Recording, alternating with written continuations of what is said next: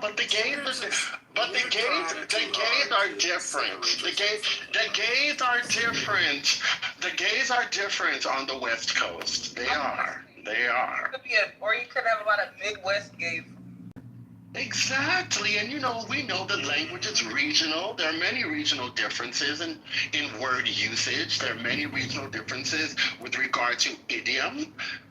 There's no way you could know all the idioms used by white gays, Spiritus.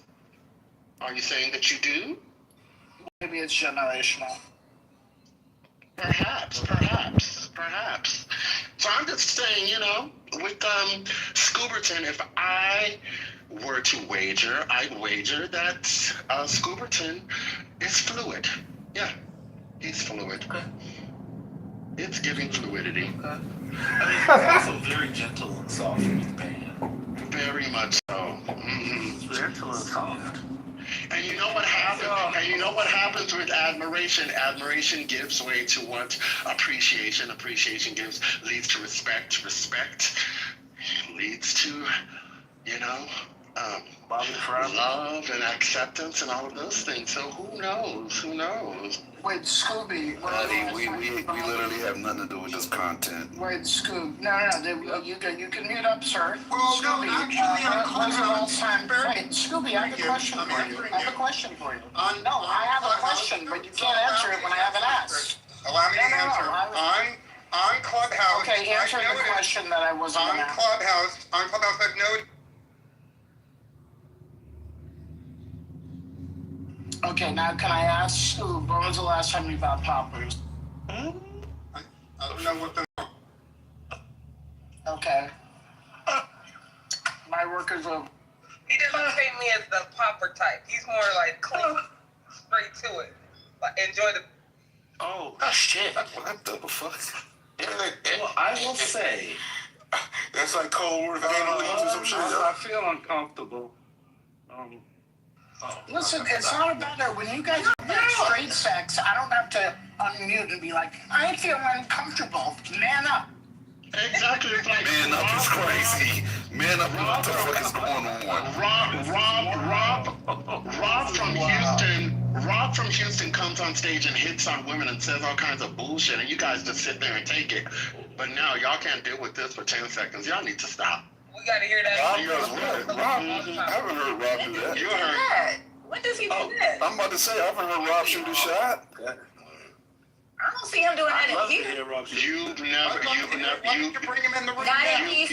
You've never heard Rob express interest in women. Y'all are full Not of in shit. PC. You said him. Yes, Maybe you confuse him 420. Maybe he does that in 420. No. Yeah. I've heard it in PC. It's okay. He shot. Yeah, I've never heard him shoot a shot. Of course you don't. You wouldn't hear it because he's a straight man. Y'all don't pay attention to straight men. Y'all give straight men get out of jail free cards all the damn time. That's what happens. I know when a guy shooting a shot. These rooms are open for a very long time. I know when a guy shoots a shot at a woman. A lot of conversation. Demon time? Do you know when a guy is making a woman feel uncomfortable? Yes, absolutely. That's. You sure? We know who don't know that, Josh. That means we know who don't know. I'm just saying. I mean, he left the line open. I had to take a chance. Well, if you've been in the room, I have been in the room with you. Gemini, can I say something real quick? Gemini, can I say something real quick? It appalls me that the same man who, during a lighthearted conversation about different types of breasts, had the nerve to talk about how they like sensitive nipples on this stage. It made me very uncomfortable. I clutched at my pearls. I was clutching my pearls. I was looking for my prayer scarf. I was sitting over here screaming. I was screaming. I was screaming. It was some of the most perverse shit I had ever heard. It was just one man and a few women. They were all having a lighthearted, funny conversation purely about the shape of an anatomy. This man talked about sensitivity of nipples, but has the nerve to come here today and talk about how he's a little bit uncomfortable about the people talking about Kaki and Bati just a little bit? Are you, you know what? You know what? Britt, can you one mic, Britt, could you identify the PTR of that man? Oh, I don't want to put anybody on. We need answers, Britt. We need answers at this point. I don't want to be rhyme with. I don't want to be rambled at, you know? Oh. I don't want to be rambled at. Oh no. I'm my client. Anyway, yeah, so. I told y'all. Yeah. I told y'all. Areola. I've been around straight men all my life. I know the shit y'all be pulling. Rambo, let me ask you. I gotta be direct. Like, were you in here discussing the sensitivity of nipples? Okay, so first and foremost, bro, I'm probably one of the most respectful individuals on this app and in real life. And there was a conversation that was going on prior to me getting here, and I just expressed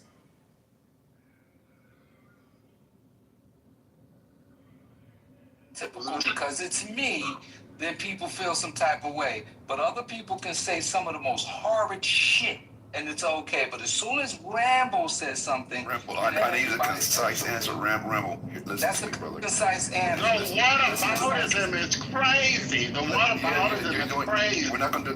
Give me 1 second, Hurricane. We're not gonna do the maggot thing, Rambo. Hear me out, brother. Were you discussing nipple sensitivity and areolas with women in the room? No, I wasn't discussing it with them. It was not a discussion. Britt gave a mistruth. That was a alternate fact. Oh, there are more witnesses in here. So Gemini, just so you know, Gemini, Britt is the Connie Chung of Clubhouse, okay? Britt, can't nobody give a recap like Britt on this app. If she gives a recap, what she says is fact. She don't ever miss, she don't ever forget. If she said it happened like so-and-so, that's how it happened. I believe you. It's unfortunate. Rambo did... Damn it.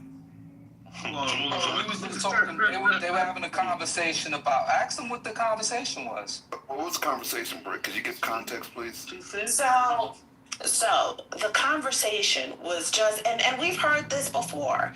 They were talking about jugs, about Dixie cups, okay, about hits, but they were only talking.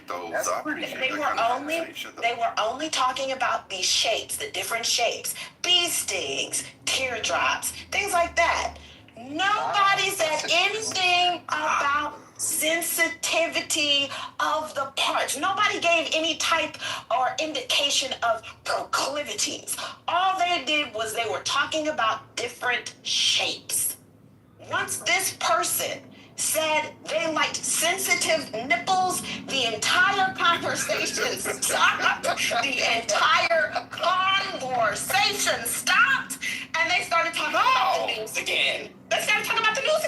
They had to switch. They had to clear the searches. They had to talk about something else. They couldn't talk about that shit no more. Purge the atmosphere. I mean, it was a complete. Everybody just was like, well, now that that's done, back to you, Gemini. Back to you, Divine. Damn. And so they had to clear the searches. You know, I don't think Divine was in there to give the round robin news, but that's essentially what they did. They started searching for news stories. Now, if we're going to be fair, you know, I know that we all have a good friend named Ben who just reappears. I waited for this moment to actually bring his name until I could see him here. And Ben has expressed his fascination and his appreciation for jugs and bee stings and the various forms that they come in and how he appreciates them all, right? And there was no pushback. I did not hear anything negative when Ben expressed himself. He wasn't talking about licking him or anything. He did not say he wanted to lick them, but he definitely wasn't talking about no licking. I'm trying, Rambo. I'm trying to help you out, brother. Listen, Gemini, don't try. But don't try, because we did say it got weird. We did say we were like it went too far. But that was acknowledged on the stage. The reason it got weird. the reason you can't invoke Ben is because when Hurricane or whoever else starts talking about poppers or something of the like, Ben would never say, I feel uncomfortable. But Rambo made it a point twice to come off mute and say how he felt uncomfortable in the conversation when people brought up poppers. And he should have just stayed on mute because he was talking about nipples. Let the record reflect. Let the record reflect that the gay who talked about poppers in this room is Spiritus, not Hurricane. Okay. Gemini, I also want to clear the record for one other thing. You see, you mentioned our good, dear, sweet brother, Babe. The thing about it was, the person who was having the conversation about things and the bee stings and the teardrops, they were having the conversation and the women on stage joined in. It was a nice conversation. Nobody felt uncomfortable. It was only until the conversation turned to nipple sensitivity, everybody jumped back. Everybody jumped back again. And then everybody said, let's actually talk about the news. You know, this room is about news and politics. It's not about, you know, all these other newfangled things you want to talk about. Let's talk about the news. And so that's what happened, because people got uncomfortable. Well, it seemed like Ben knew how to introduce the topic without being offensive. And then he's a habitual line crosser. He just crossed the line. He crossed the line. I mean, technically, he didn't cross the line for the people he was engaging in that conversation with. Y'all have had Britt say negativity 3 times.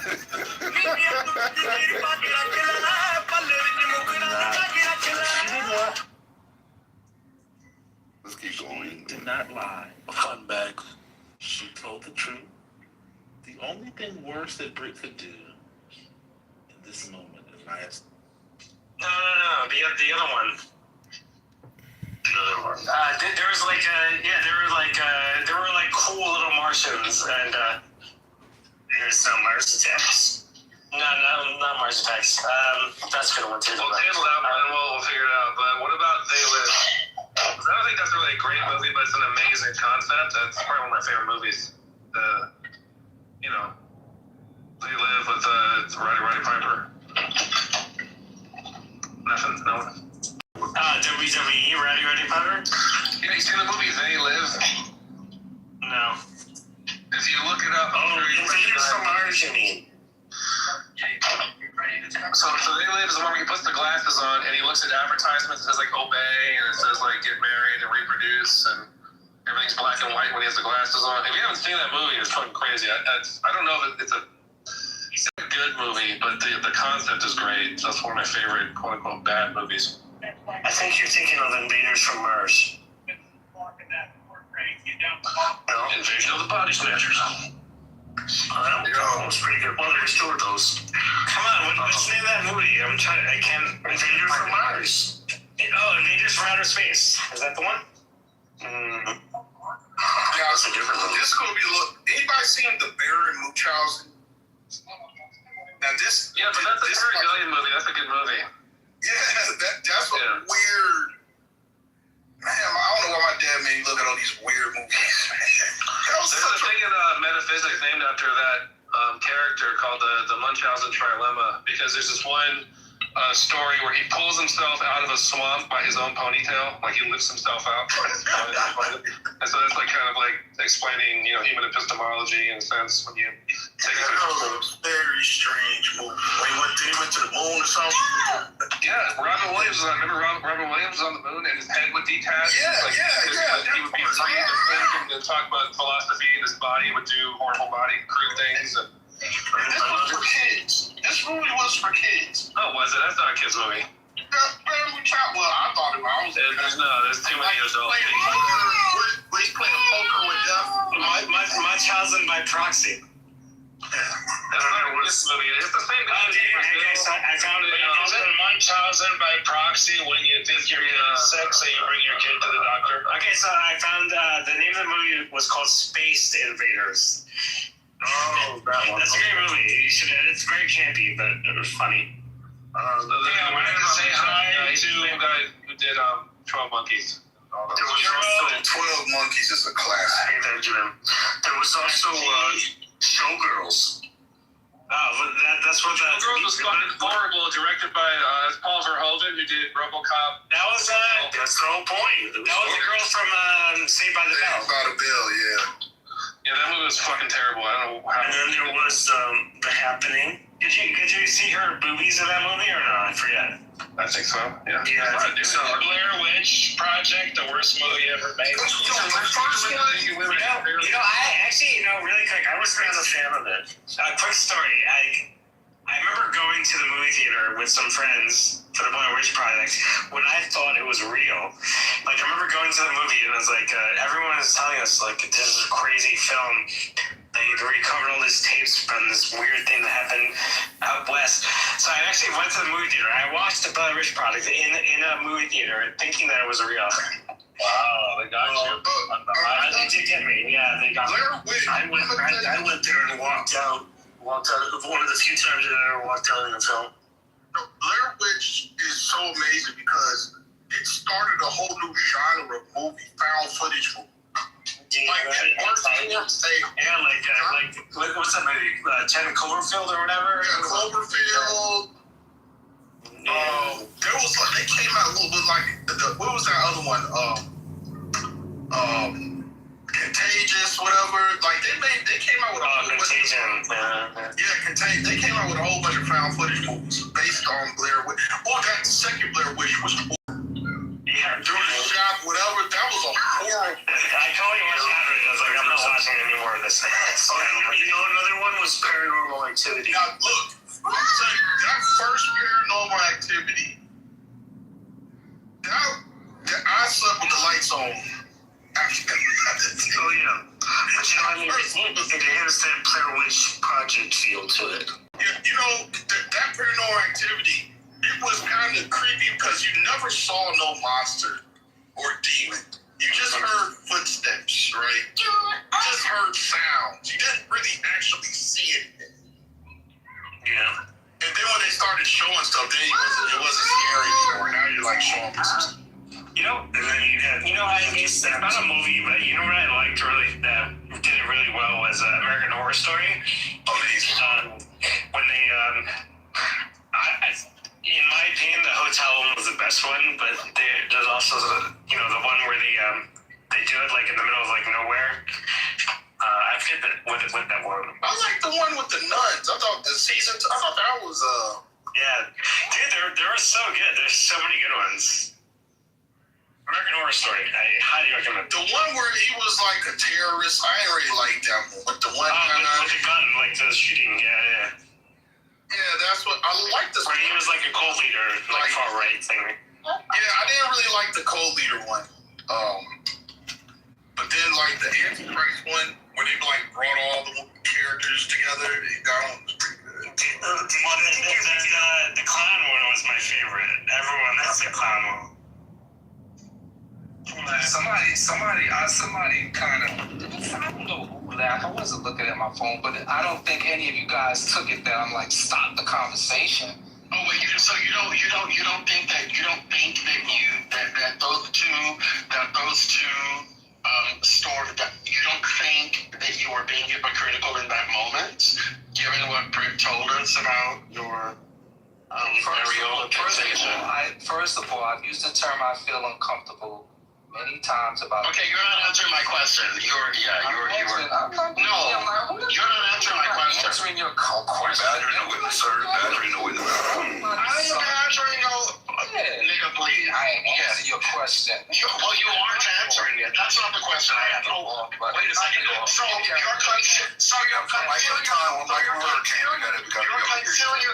conciliatory in one moment, and then the next moment, when somebody gives you pushback, that all of a sudden you start puffing your chest out and talking big shit. Nigga, please pick a lane and stay in it. Either you're offended by this, or you're not. But stop this flip-flopping. As defense counsel, I'm going to say hypocrisy. That's what's hypocritical. Because one minute you see Britt's point, another minute you don't. I think that he does see Britt's point, and he started to express himself to the point where it took away from what he had already put out there. I think we should just leave it where it's at. Rambo, I think you should take the fit moving forward. This is a hostile environment. You have multiple attorneys coming at you currently. I don't think this is a win. Rambo, stand on your shit, bro. I'm not. No, it's wrong. No, I'm talking to my client, brother. We live to fight another day, Rambo. We live to fight another day. I'm not entertaining. All in world. We live to fight another day, Rambo. Take the fit. Y'all can continue on. Pain of nails. Brother, did you have something to submit as evidence? I've already seen it. Okay. The direct quote. Yo, Rambo, tell them 125. Do we redirect this conversation back to scope and the questioning of his heterosexuality or lack of there? So, like, I think we're done.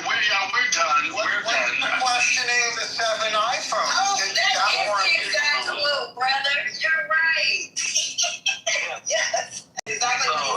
And this is why I just need y'all to please not have this conversation. Is Ben back? Because I found the links you were looking for. For a while. he came and then he heard the conversation and decided to. Exactly. You know, I think Ben is here for more high-level conversations, not the sexual. Oh my God! The direct quote is even worse than the paraphrase. I'm just maybe glad Britt didn't remember the direct. Oh my God! What was it? Now I'm curious. Now I'm not going to ask that. No, just keep on. I'll ask for you, Gemini. Oh my God! What was the direct quote? Would you like me? No, I'm not gonna read it. Okay. Hold on one second. I'll read it. One moment, please. The direct quote as posted is, "Isn't it amazing the way the nipple responds to touch? Wow. Isn't it amazing the way the nipple responds to touch?" Rambo, is this accurate or are you misquoting Man, yourself? I'm not One nipple or both at the same time? I'm gonna tell you Is that squeezing both nipples together? Real talk. I'm not even going down this route. I'm not playing no games like that. Like, I'm good. Because now, Listen to your defense attorney and take the it's test. not even that though. It's that people get off on that shit. Like, if I start barking on people, then I'm like, It's not going to work. That won't work. I'm not into this. Yo, this shit right here, I don't fuck with this kind of shit. This ain't my lane. Y'all could go ahead with it. Y'all want to try to play around, play games, and make fun. I don't play with certain things. And I definitely don't play with disrespecting women and all of that creepy shit. I don't fuck with that energy. So if y'all want to have that, y'all got it. I'm good. I don't have to prove anything to anyone. I'm good. I promise you. Okay, so we have, Your Honor, that's correct. Judge ordered Trump's administration to return slavery exhibits removed from the Philadelphia Museum. Yeah, I heard that. Yeah. They got to put it back up. Talk about that. Are they going to? They don't give a fuck. I doubt they will. So you don't even want to tell people who the judge is? Like, what's going on? I just read the headline to distract. I'm just being transparent. And see, Gemini, that's exactly what they did on that day. Great. See, here we go.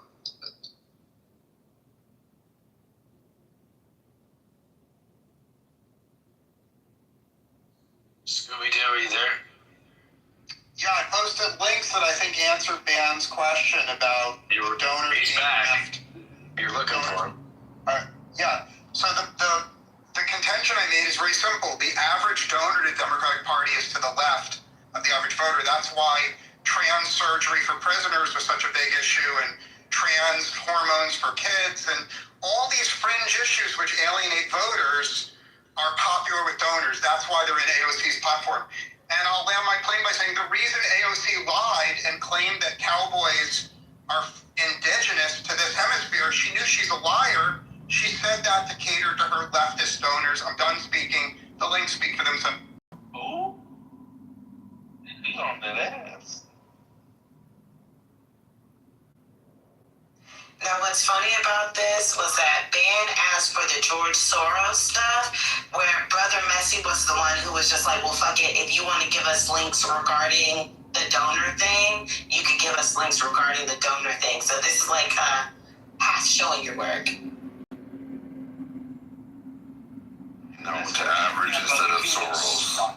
Well, he just wants to talk about whatever he wants to talk about, which is the same thing he always talks about, which is white liberals, immigrants, open borders, George Soros, AOC, leftists. Am I missing anything else? Because that's what he's going to talk about. There's nothing. That's why he's paid ops with 9 different accounts. Yeah, exactly. It's either that or witness protection.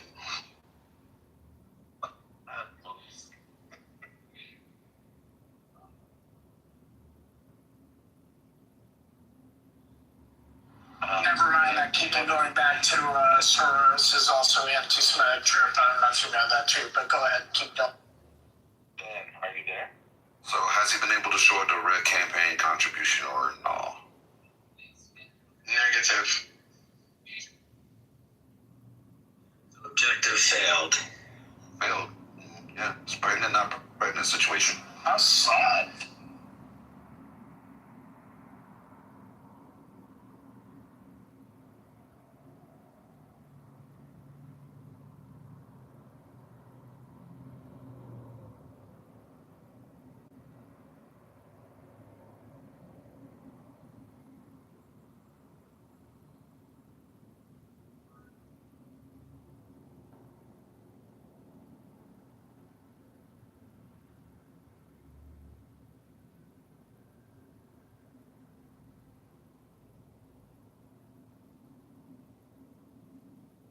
I'm looking at these links. None of them show a direct campaign contribution, sir. I mean, anybody, we don't want to necessarily engage, but anybody can go to opensecrets.org and take a look. It's all there. Dan, do you have a disagreement?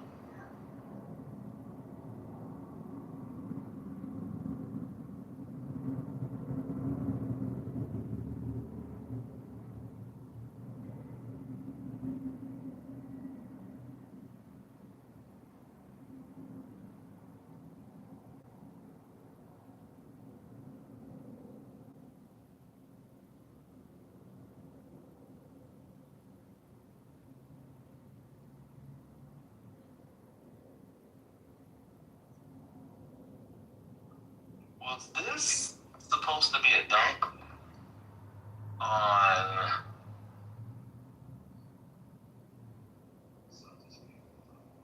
Rubio? Or was this supposed to be a dunk on Spain? I'll answer you if you want me to. It's very simple. It was a dunk. It was a dunk on Western civilization. So Rubio said, Europe brought horses and cowboy culture to the New World. And AOC said, and AOC said, no, Europe gets no credit. Horses and cowboy culture were indigenous. It's a lie. I'll answer you succinctly, brother, if you care. Every good thing in IOC's world.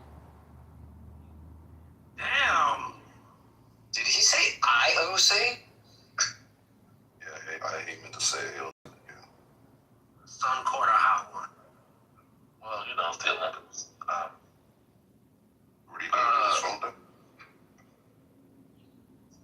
I don't know. But yeah, I don't know. It just seems weird. It just seems like a. So I think somebody was saying interjecting and saying Spain, so he didn't say Western civilization or European civilization. Okay. All right. It just seems like I don't know. Are we like beefing with Spain? This needed to be. So this was supposed to be a dunk on Rubio.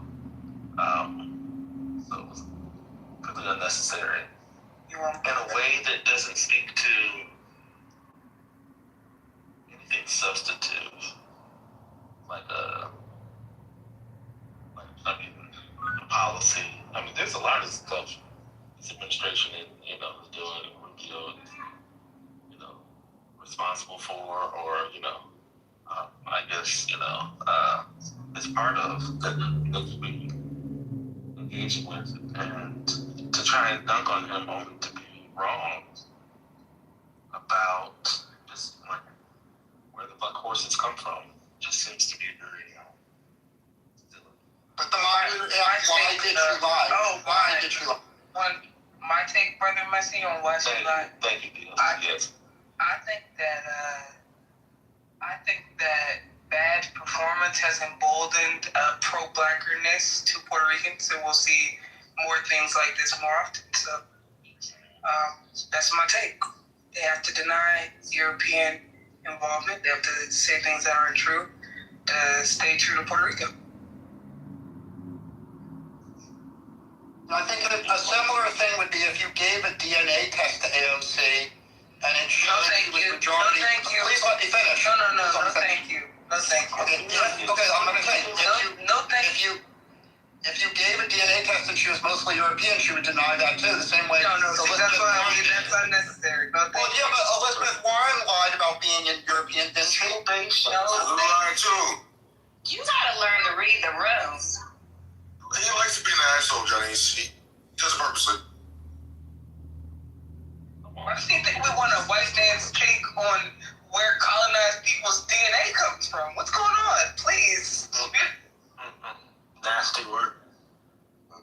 No means no. I hope he knows that. Maybe he doesn't. Apparently not. So it would be taboo to ask her to take a DNA test, is that what you're saying? It would be racist. What is this shit, bro? Would it be one to ask you to take one? It would be racist if you asked that. It would be racist. Thank you for correcting me. How old are you? I can't, I'm sorry. Brother, How old are you? I didn't realize that because Elizabeth Warren took the test. Everyone in this room is in favor of Elizabeth Warren taking the test. Who the fuck cared about Elizabeth Warren? Nobody cared. Nobody gave my flying I was in this room. about that goddamn test. Nobody cared. She decided she wanted to take the test. She took the test. For you to ask a person who comes from a colonized island, by the way, take the test because I don't think you're indigenous. Are you fucked up, bro? That's white privilege, bro. The answer to the question was yes. Yes.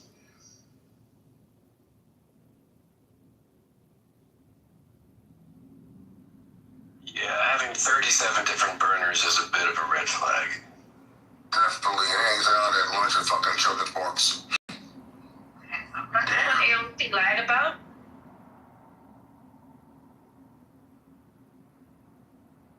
Who gives a shit? I have a question. Was this about horses or cowboys? Like the term cowboys? Yeah, because cowboys came from, I mean, I put all the details there. The Spanish. Literally, it came from the Spanish. I didn't know. I thought it was an American frontier thing. Wow. Okay. Oh shit! That's what I thought. No. Like when I think of cowboys, I didn't know that they had those hats and they would have the glasses. Black people were cowboys before these white people were. Cowboys for a reason, right?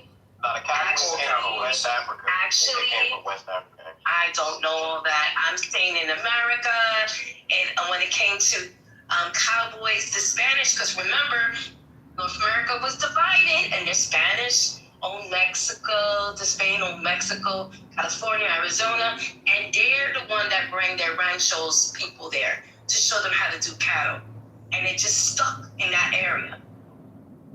No, they got it from West Africa. Get on their ass, Get on their ass. Get them, brother. In the 1500s, they had people from Senegal, Mali, the herders, and all the cowboy shit came from them. If you look it up, they was in Mexico. It's just white people just lied. It's the truth. That's some indigenous Africans, though. Oh, the people in Mexico were reading about Senegalese cowboys? What? They had black people from Senegal colonized Africa, helping with the natives, teaching them stuff. But whatever. So, cowboy culture in Mexico comes from Senegal. Yeah, a large part of it. Yeah, need some links. Yeah, give me Oh, okay, yeah, I got you. Learn something new every day. Let's keep it black in this bitch. Lang, that PCR is amazing. Thank you for that.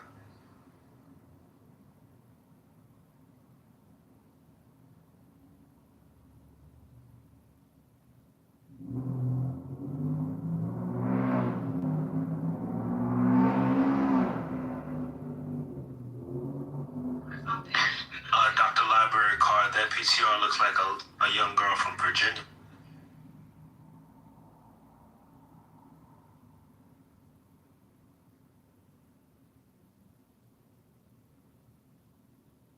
I'm sorry, a young black girl from Virginia.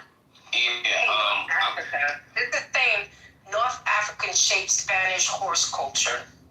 Wait, hold on. I had to find a book, but if you read this article, it sort of gets into it. The African cattle made it to the Americas at least a century earlier.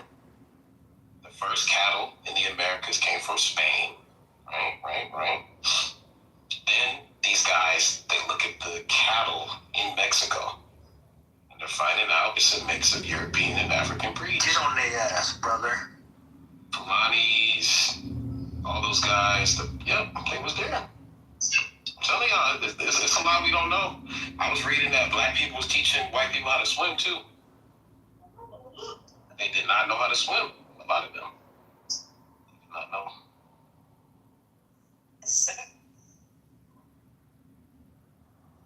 North African.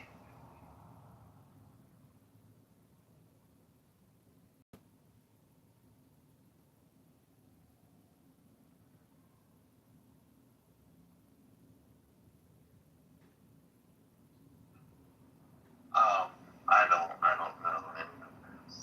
I'm just asking.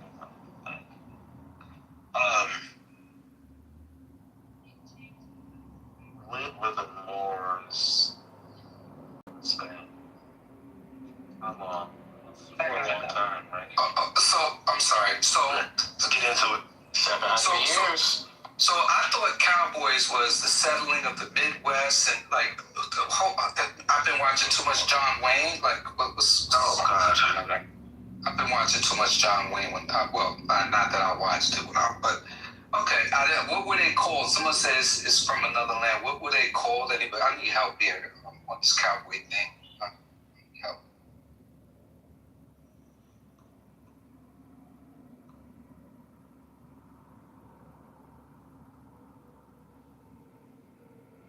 All right, so this is Rubio's quote. Our horses, our ranches, our rodeos, the entire romance of the cowboy archetype that became synonymous with the American West. These were born in Spain. I think that's probably true. I mean, the blacks didn't do the road. Maybe they brought the cattle, but they didn't bring the archetype of the cowboy. Like the roping around the neck and a lot of that, it was getting it from us. I don't see that in the article. I just fast read it. I don't see that in there. I'm gonna find you. Let me gotta find it. Yeah, so I see it. Innovations like herding cattle from horseback and the lasso first appeared in the Americas at a time when most cowboys were enslaved Africans. That doesn't mean that doesn't mean it wasn't Spanish. Well, just because Africans were doing the thing doesn't mean the Spanish didn't tell them to do it. They were enslaved. Well, here's the thing. There's a really good article. I gotta find it. But to me, it seems like they were claiming it was the black people that figured it out because they was doing it in Senegal. That's pretty much. They wore bucket hats and put their hands through the jeans and shit. Stop. Like the roping of the neck and all that, like the cows and like it's like some of the riding styles and some of the herding styles, like that's what they were saying. And then the cattle. That would be the core of it if that was That's the work. The work is the hurdling. Why I asked. I'm telling you, it's deep. It's actually not. This is actually not the cowboy thing. Just let him have it. This is not worth getting into fight. None of us care about cowboys. It's a dumb culture. Let him have it. It's Texas. Who cares? Who cares? We don't have to. Just let him have it. Just let him have it. Let him have it. They robbed something else. I don't want Ruby to have anything. Why? They don't have cowboys. They can have cowboys. They robbed something else. Wow. Well, I don't. That's why I was trying to ask the question about where the African influence was coming in. Was it coming in through the influence of, or not the influence, but the dominant, lasting, century-old presence of the Moors in Spain, or was it coming from direct interaction in the quote-unquote New World? So the African, enslaved presence rather than the North African presence in Spain. That's why I was asking that question originally, because I wasn't sure what the argument was from this country, right? Well, whose argument? Uchia's, right? Because you can have African cattle, or sort of a hybrid trade. Well, that kind of makes sense, right? Because Moors were in Spain, they came from Africa, they came from North Africa, so it would make sense that there would be some, if they had cattle, right? And the presence was long lasting, that there would be some traces of that. Not all Moors were black. The article says they found one bone of an African cow. Oh God! Let me build on what brother's saying. See, if I were AOC, I'm confused. Yeah, let me build on what brother's saying, because they can come from Spain and still be African. This is why people like AOC aren't as good as they think they are. Because if you're talking about Spanish culture from the late 15th century, a la Cristobal Colombo, it was full of African culture. So instead of her saying, why wouldn't she just say Rubio's right and it was the Africans? He tried to whitewash the Spanish. Why didn't she de-whitewash the Spanish? And by whitewash, I mean Europeanize. That's the issue. That's the issue. Eugene, I'm going to be honest with you, brother. Nobody in here is going to give Senegal credit for back boom buckaroo. Sorry, bro. It's not going to happen, brother. I know you're trying. I know you want to give all the Muslims and the Abrahamics credit for a lot of stuff, brother. Nobody's interested. Unfortunately, you and your Muslim brother are you're supposed to be studying for your orals. I'm good. I'm taking a break. All right. Yeah, that's fair. That Bob John Wayne. There's nothing African in that archetype at all. Come on, man. You gotta let them have that colonizer stuff, man. We ain't gotta do everything. Like nobody wants that, brother. Let them have that. Boogie boo. Cow stew. Like nobody. That's brother's people. That's Brother Messie's people. Brother Messie's people are the ones who abuse horses, torture cows, and enslave and murder. I'm almost done, sir. This is your people. Yeah, I got your back channel. I saw what you wrote. Yeah, I got it. Yeah, I'm on your ass. Pause. Anyway, we don't need to have that. Let them have this one, brother. Let them have it. Mama do say not too much on the Senegalese Muslims. I love the Senegalese Muslims, but that's a different discussion. But I don't. One thing I wish people would do is they would. This is what the problem with the pro-blackers and the Latinx people is. That Iberian culture was thoroughly Africanized. Absolutely. Why don't we start going there instead of doing the Hegel thing and pretending like Iberian culture that was Africanized was really Europe? Yeah. Why do we allow the Europeans to claim North Africa? We must stay focused, brothers. We must stay focused.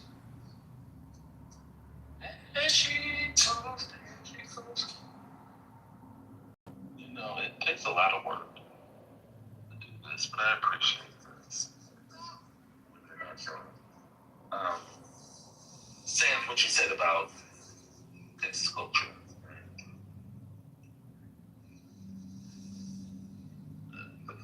The stand you have on Clubhouse. No, in real life, it's worse in real life. I've only been to Dallas. I'll never go anywhere else unless I'm paid in the high 4 figures plus. I'll never go to Houston unless I get paid at least $9,000. First of all, let me be clear with you. What's wrong with Houston? You would appreciate some shit out the hill countries of Austin, Texas. You ain't like Johnson's group? No, keep that up there. But you would appreciate the hill country. So I'm not gonna. What would I appreciate about it? Go there and find out. Go there and tell me something. Go there and tell me. You know, if I tell you something, if I say something now, you'll of course. We know how you like to do. I'm sorry I'm going there. I didn't say you are. I said you would appreciate it. You would like it. You know, right? Brother, you're into Hey, Buck. They believe they're specialists in everything. They're very charismatic, so they got the cult of personality. And then you got the people who, and sometimes the first things they do is kill the specialists because they don't want anybody arguing with them. Right? Like Trump, what did he fire the lady that said, hey, the economy's not doing quite as well as you think it is. Right? Then for people that are believed, they're only believed by fact of, having outstanding personalities. No, they're not actually knowledgeable about stuff. So you have the combination of, the Dunning-Kruger effect in leadership as well as the masses. That's just a horrific, that's a bad combo, right?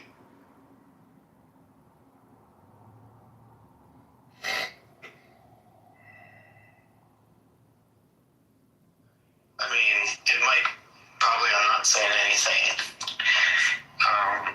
special or of deep insight, but it's a problem.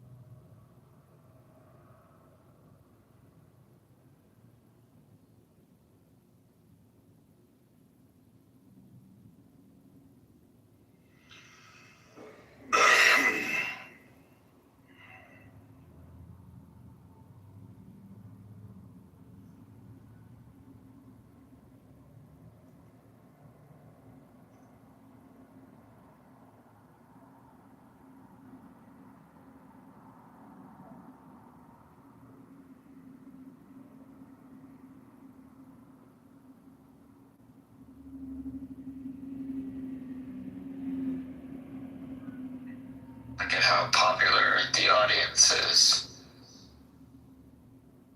Probably my ex-girlfriend. One of them's your girlfriend? Probably, yeah. I always wonder if she, spies on me. Does she know you're on Clubhouse? You should just... Yeah, I met her on Clubhouse. Oh. I'm not talking about this Japanese girl. No, a different one. Oh. Alright, wait. It was a big... You just doxed yourself for that now. Yeah. I doxed myself. Well, you said a girlfriend and not that other one. So what if it's the other one? What? What are you talking about? The other one, everyone knows about the other one. The Clubhouse girl. Except for you, because you were late to the game. I didn't follow your interests. Some people did, though. See, a lot of the incels in Andrew's room got extremely upset. The fact that, it was a whole great lot of drama. That's why I blocked on there. On that room. See, I could never stand Andrew that long to be in his rooms. I usually couldn't hang in there for more than a half hour at a time. Yeah, that's pretty bad. Especially with Sasha and Piper and the other fucking weird, dysfunctional idiots in that room, yeah. Yeah, I mean, I live in Texas. If I want religious nuts, I'll just go outside.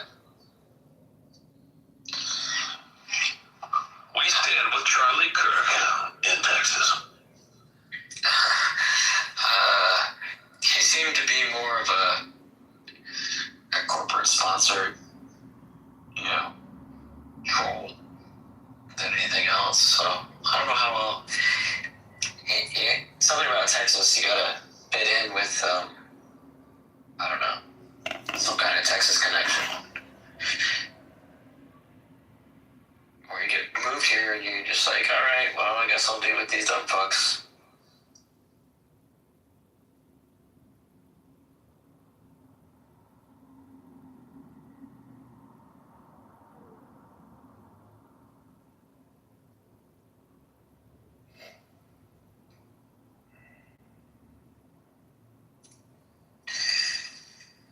Like Marshall, would you think that he's a normal? I mean, to create a Marshall, you need to live in a pretty sparsely populated place.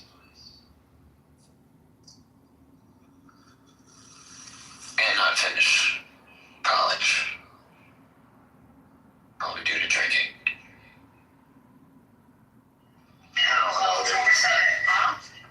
My wife asked if this is where I was talking about women. She asked if it's a relationship room. Usually we're talking about politics or stuff like that. Yeah, boring for you. So. But David, I mean, your wife jumping. Marshall's not even that bad, eh? Yeah. Wow. You want to say hi? God bless her heart. Yeah. Hello.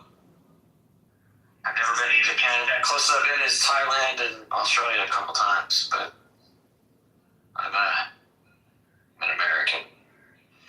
Been to Canada.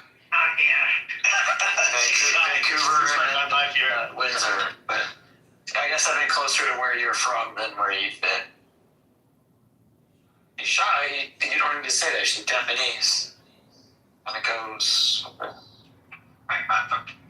Duh. Refusing to say anything. Doesn't mean they don't listen. Doesn't mean they don't have something to say. They just don't say much. Most nationalities aren't like we are. That's true. I'm including Canada in the royal we. Right. I mean, Canada listens a little bit more, but they're still kind of dragged into the American problems. You just don't really understand the system. You're on the metric system, so you don't know how bad it is in America. We've been exploiting our own population for longer than all of us have been alive. Yeah. I don't know. My sister's in Chicago. But she's okay. She stays busy. Has she been to Japan? No. Your sister has nice. I don't talk to her. Well, what's wrong with your sister? She's not nice? No, she wasn't nice. She's not very nice. You should have beat her up more when you were a kid. Is she older or younger? My sister's younger. Yeah, you should have tormented her. Yeah, it's really strong to be a lady.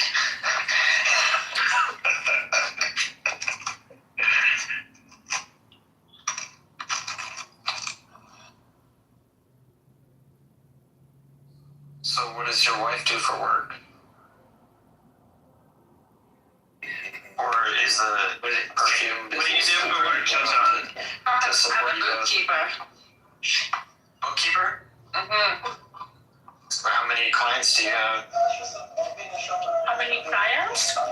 Yeah, is it on certain types of business, or do you bookkeep for anybody that needs a bookkeeper? Yeah, well, my company provides bookkeeping services. I manage 10 small businesses. Like hairdressers or bars, or what kind of business? Many kinds, mostly Japanese. Oh, so you do it remotely? Yeah. And he's too. Oh, you do Matthew's books? Yeah, but he never paid me. He needs to sell more before you actually makes sense. She's the organized one. And she organizes it to say you need to work more. That's right. That's right. I mean, I can tell that much, and I don't even have to sleep with you. Not that? Neither does she. Personalities. I can see that. He doesn't work very hard.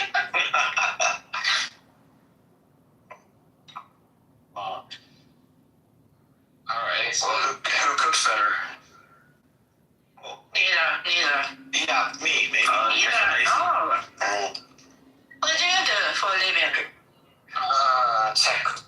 Cybersecurity, consulting, engineering, all sorts of stupid shit. And finance, kind of like you think of it as a jack of all trades. I don't think that translates well, or a business athlete, someone that's agile and a lot of different things. He does many different things. Computer stuff. Business athlete is a really good way to put it, to be honest. Thanks. Yeah, I mean, other people can talk. I didn't mean to clean up my vaporizer while not looking at my mute button. I think lots of people in Clubhouse are working from home. Must be the case. There's a bunch of people who probably need to work more and might live off their parents. I mean, there's lots of different ways. So I spent 10 years as a financial planner. So you never know. Till you look at someone like your wife. Till you look at the books.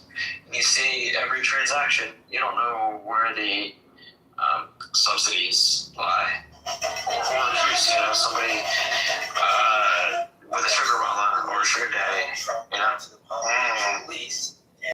or sugar mama. They might not be paying for that car they drive, is all I'm saying. Yeah, like for instance, I'm Royvis's pimp. So you're Royvis's pimp? So yeah. Okay, so he makes money for you? Yeah, he makes money for me. In fact, people that you tell him to. No, he makes money for me. He started this room, but then I messaged him to get his ass on the corner. So he's working the corners right now. That's why he's on mute. Yeah. I like his voice. I would figure Royvis could at least work the penthouse, not the corners, but. Well, he got your job as a pimp, dude. You got raise prices. Well, he got demoted after he nibbled it a little too much. He was working the penthouses, but then he started nibbling, so had to put him in his plate. Yeah, if you let him nibble, they eat into the profits. Oh, I'm not talking about money. I'm not talking about profits. He was nibbling and he passed my dress. Crossing the pimping membrane there with nibbling and profits. Never mind. Is it fair to say that Royvis lives in a very expensive part of America? Yeah, I mean, the LA area is probably expensive. There's ways that you could. Yeah, LA's expensive. But I doubt he lives in a shithole. And then, David, you live in a more affordable area. I heard. Austin? Good. It's kind of comparable. Oh no, not Austin. Not Austin. Austin's not cheap for Texas. Austin's a government psyop. Yeah, I guess all the podcasters moved here to create content or something. Yeah, Joe Rogan, comedy mothership. I visited the mothership twice. Both times I've been there. Worst shows.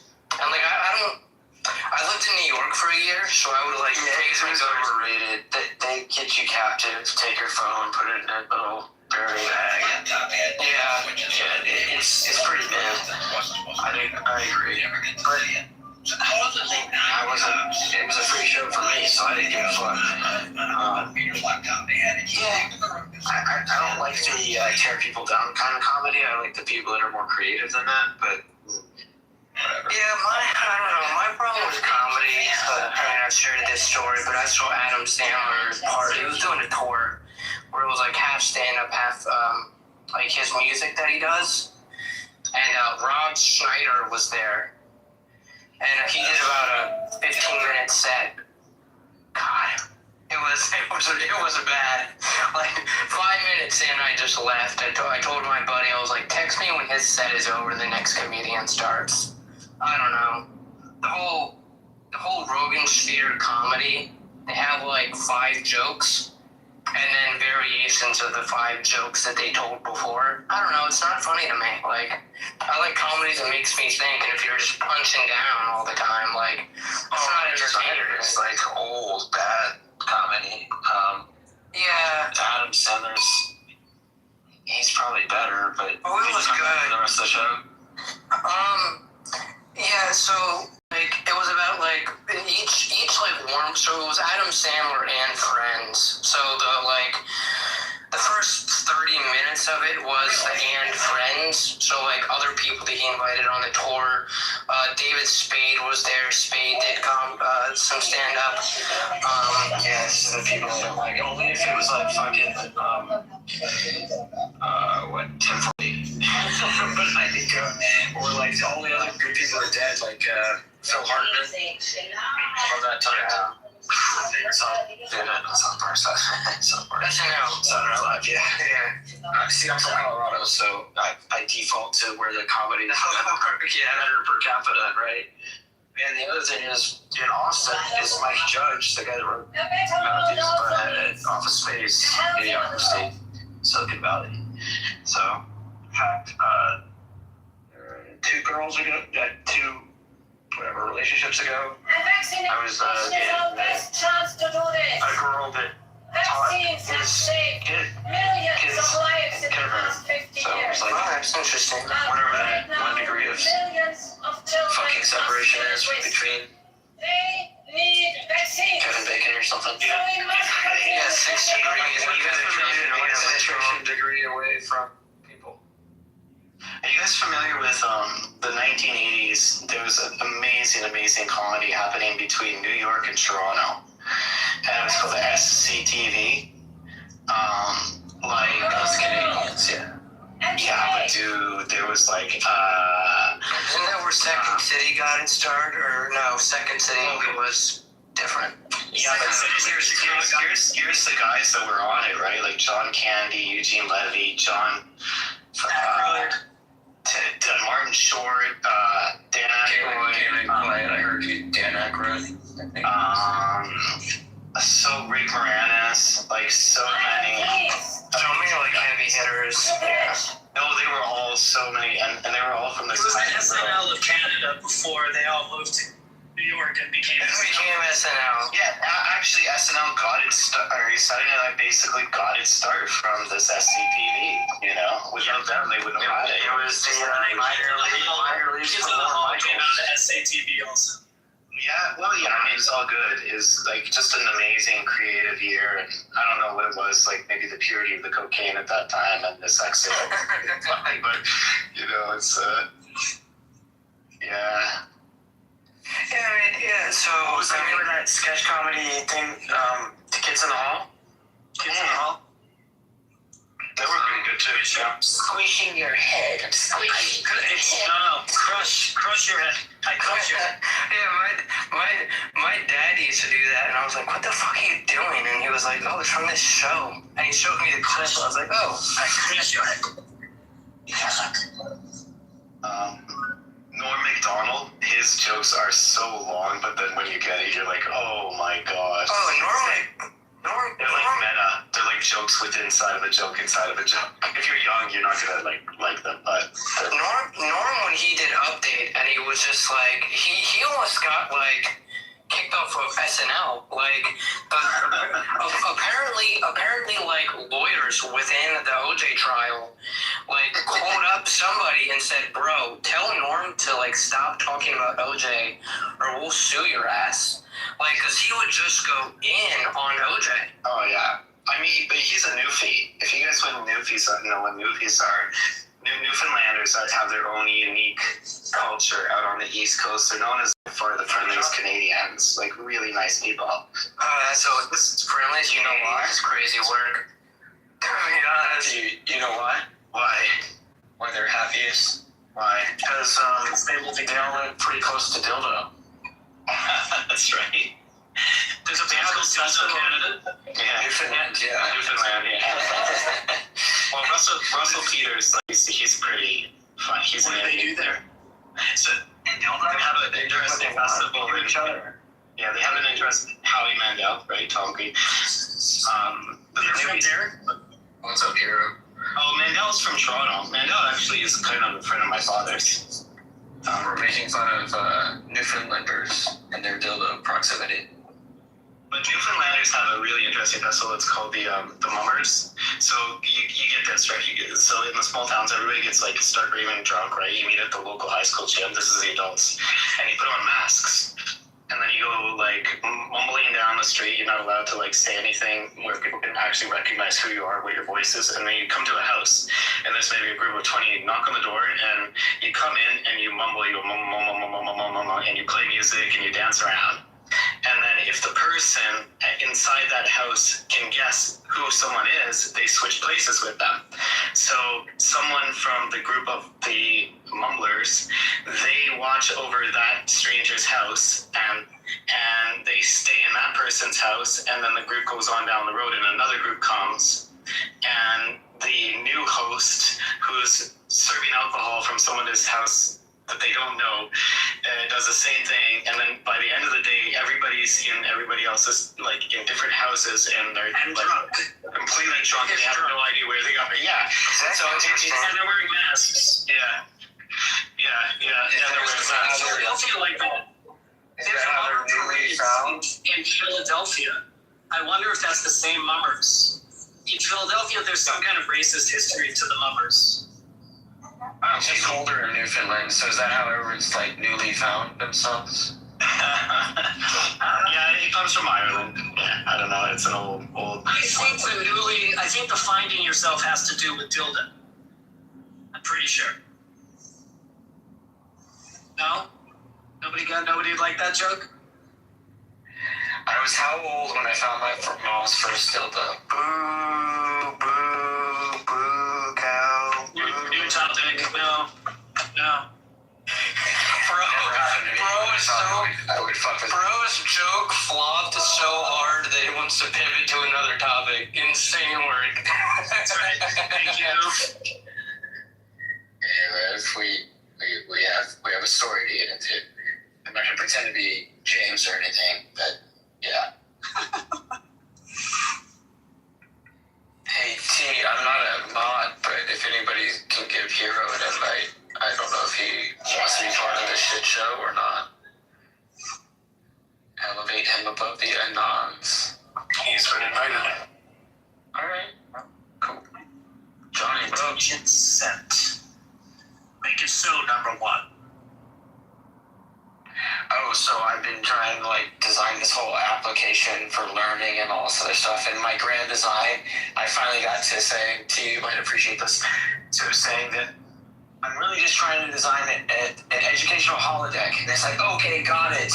I understand how immersive you want it now. I was like, fuck, I could have said that all along. That's where it started, right? I was trying to be parasocial and didn't want to let Claude in my life.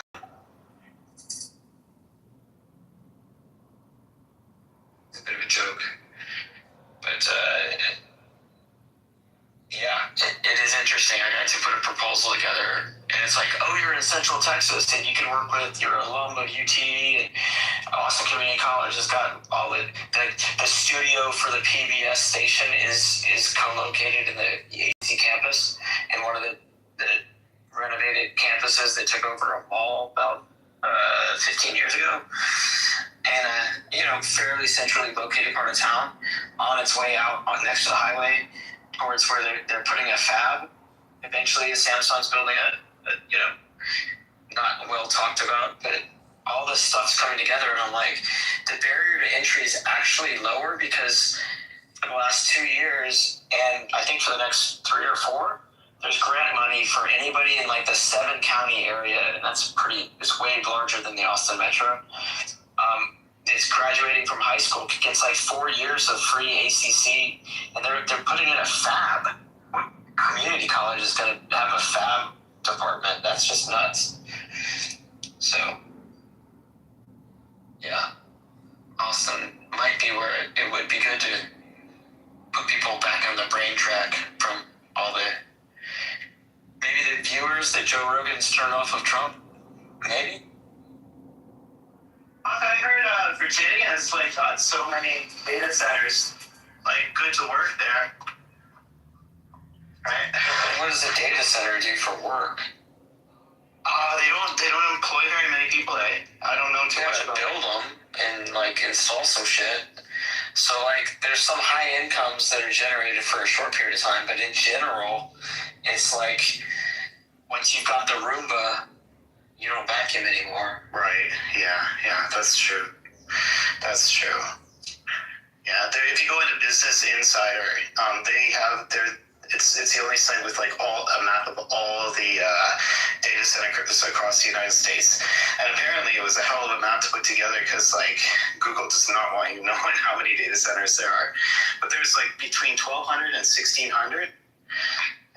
And then there's like fucking 50 of them in one small county in Virginia, closer the corner, I think northeast corner of Virginia, closest to Washington. To run all government shit, right? So by specification, the government says you have to, they put things out to bid for so many years. And what do you think? Amazon, they're big in Seattle where they're from. And then they're huge in DC because they lobby the shit out of it, and there's AWS, right? So, like, the return on investment to pay for lobbying to get your taxes down by 0.1% is worth having 100 fucking lobbyists. Like, just do the math.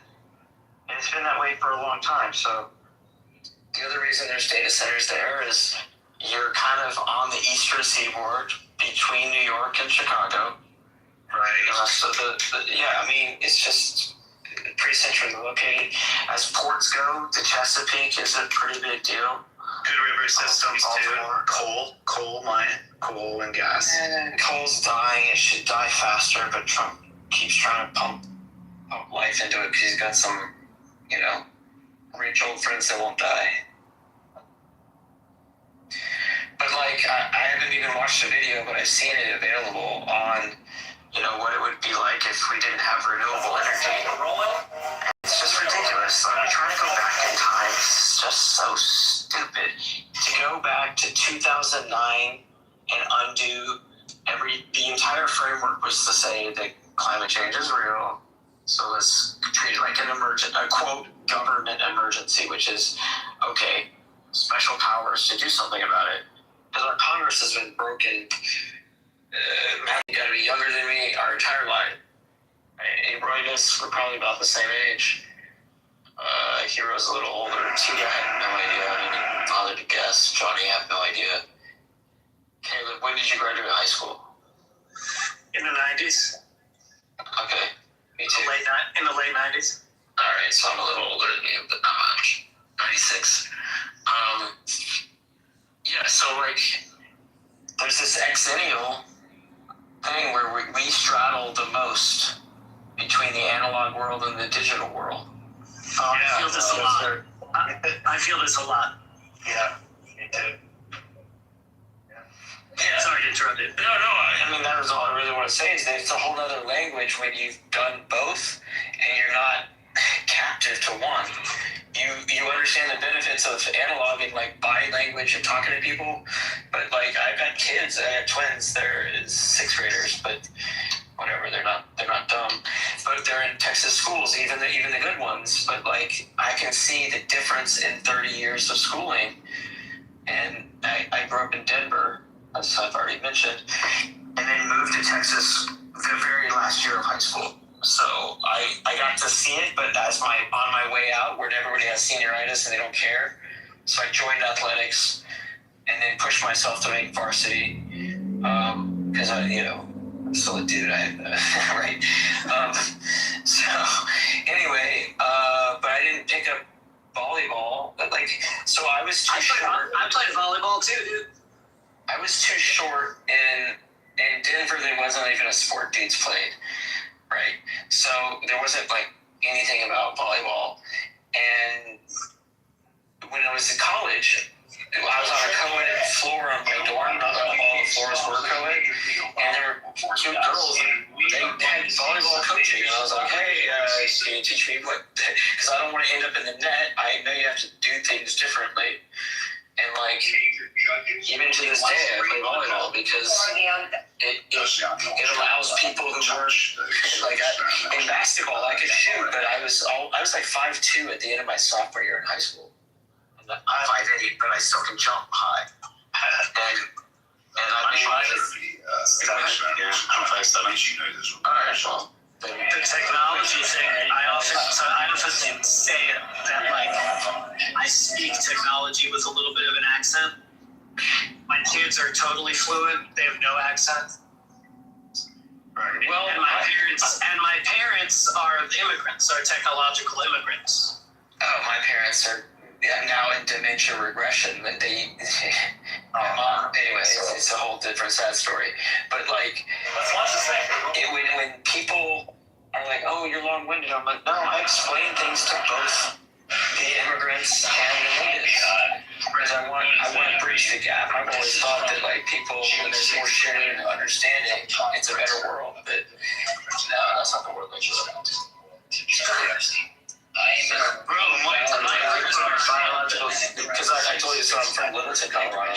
Part that people, it's volleyball. I was like, well, that happened when that was '99, and I was in college, and I just happened to be second semester junior year, and you take technical writing because it's only available in the spring.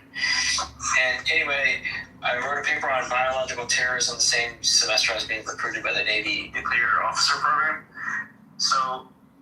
Because I looked at Ruby Ridge and the Branch Davidian crazy Waco shit and the Oklahoma City bombing happened the year before '95, and 94, sorry.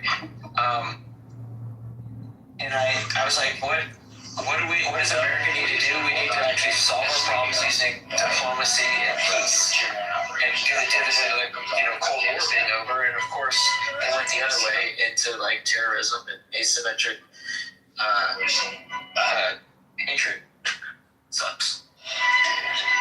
I can tell you, from my opinion, we carry a very heavy weight. It's multicultural societies, right? The ones that we inherit. They don't have a really base reality. Not much. I mean, it might be television, it might be pop culture, movies, Hollywood. That's our base reality. But so many other places, man, have a very deep sense of there is a right way to do everything. There is a wrong way to do everything. And because you're saying structure, they have structure. Because we don't have a draft. It's because we don't have civics and we don't have a draft. We don't have binding structures. Back to that structures. But they're loose. They are diffuse. They are. Yeah, we used to have this billionaire trapdoor that once people reach this thing, they're gods. In a way that well, Caleb, you talk about it. I mean, I grew up in a pretty irreligious, but my grandfather on my dad's side, my dad's dad escaped Nazi Germany in 1938, and I had this historical understanding that thank God, but I didn't know, I didn't learn because it was kind of the South Park cliche version of Judaism. I got all the stereotypes about Judaism without really being. I mean, I had a bar mitzvah and I had to do that stuff, but my next door neighbor was Mormon, and he couldn't play on Sunday, and I thought that was more bullshit than anything Jews had to do. I'm half the weekend you can't play? That's. I'm gonna sound 90s now. I'm that's gay. You can't go play, and my brother is gay, and I know he's gay longer than anybody else in my family. So this is a different kind of gay, yeah. I understand. I remember '90s bands. When you say that's gay, I get it. Yeah. I get it. If you can't, it's like what kids would say back then. Yeah. But no, I mean, so Chris and Arthur, they were like the people I would play sports and shit with. But this is back when you didn't have helicopter parents that like forced you to like be in their fucking sight all the time. And I've got kids, and my ex she doesn't know how to not parent in a way that other parents do, but she's in her phone all day, spending time with her daily. So, long story short, shit's weird now because people are so isolated that kids don't even learn how to fucking ride bikes anymore. That's crazy, my son wants to play sports, but in Texas, if you want to play sports, you're like in 7th grade. You're either a jock or a nerd, and I'm like, dude, you need to be a nerd because I thought, I'm gonna like chill, but I had posters and like I was going through just yesterday with so and Mike and Jordan, they were like the top 15 dunks from all the dunk contests and stuff, and I was like, I had that poster on my fucking top bunk, where I grew up, and just explained to my kid, who like gets Lego this and Jersey that, like he's got shit that I don't even have as an adult because it's just you can like tap a few buttons on an app and get shit that you didn't have available. So if you don't agree with the spending habits of their mom, but that's not what like broke us up or anything. But just there's no control anymore. Did you know that the Lego directions are now? My son just completed Lego the other day, and all the instructions were on his phone. Yeah, phone or iPad. Yeah, I mean I've known that, but like, dude, I have like this massive like super varied set I got at Costco, and I just bought 2 of them. And it's like a shit ton of Legos for kids to play with. But like that's from the Lego of our day where you would build shit. No, they're like artifact memorial pieces to something in the fucking Marvel universe or something that you can be fascinated with once you already have hobbies. So it's like it caters to adults buying it on behalf of their kids building it. It's a weird kind of monetization game. Let me tell you the stuff my kid just built with Legos in the past like 3-4 years. We have the Avengers headquarters. We have the Daily Planet. We have all kinds of different dragons from Dragon things, and now we have the Ninjago, like training universe from Ninjago. It's insanity. Yeah. So this is how much consumerism crept into like parenting. Because of my ex and through my children, they didn't like a lot of superhero shit, and especially Disney. So like Disney characters, Disney underwear. Like if you don't like Disney, that's like half the toys that you'll find in most places. That's how like restrictive it is. It's like saying your kid's allergic to bread. You're gonna have to find something that doesn't have bread on it. Chicken nuggets, so like it's just ridiculous. But what's fascinating today is my son. People my age, there are friends of mine that know that I know a lot of sports and shit. They'll just straight up ask my 11-year-old son on who should be on their fantasy league because he can talk to like Alexa, and I think like the NFL.com is like whitelisted as a clean site for kids or whatever. He could be like a fucking NFL coach. Like I want to make him a bookie at his middle school because I think there's entrepreneurial lessons in that.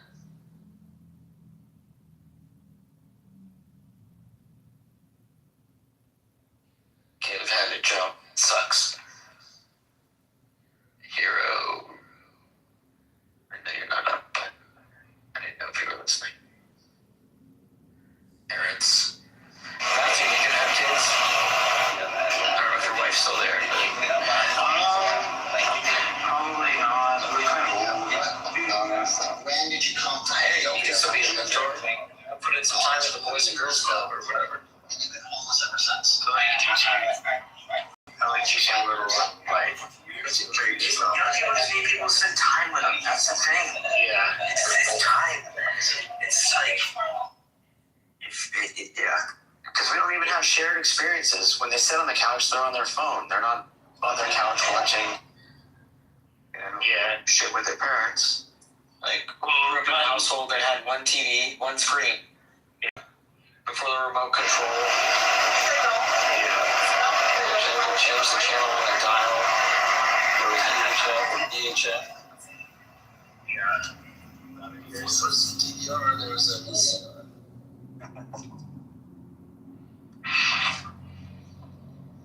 And on the... So are you talking sexy time? Go make them kids.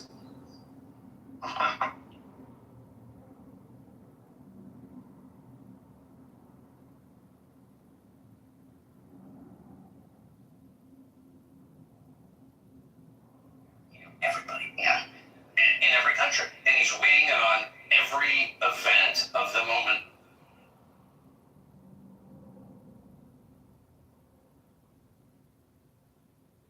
He's living in, so.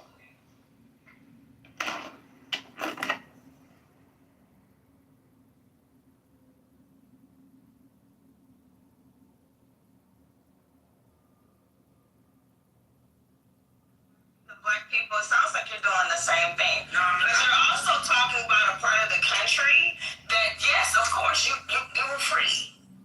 Like Juneteenth, literally was an entire movement that started in Galveston, Texas. That's a bad. You're a person from across the Europe. Have there been like what is the actual crystal meth? Like the I wanted to say earlier before that, I did want to talk about your thing that you said earlier about you guys can jump in after, especially people we haven't heard from, but you talked about the Google, like people were freaking out back in the day, and they're like, oh my gosh, don't tell Google, like, I remember in the late 90s, we had the internet at high school, and I just started teaching it, and, people were still pretty much rookies there, but, people were searching for student stuff, and I heard some reasons to ask students, all the little Alta visas, all these browsers will come up, and before that actually, just like, I remember finding out about MySpace just a couple years after that,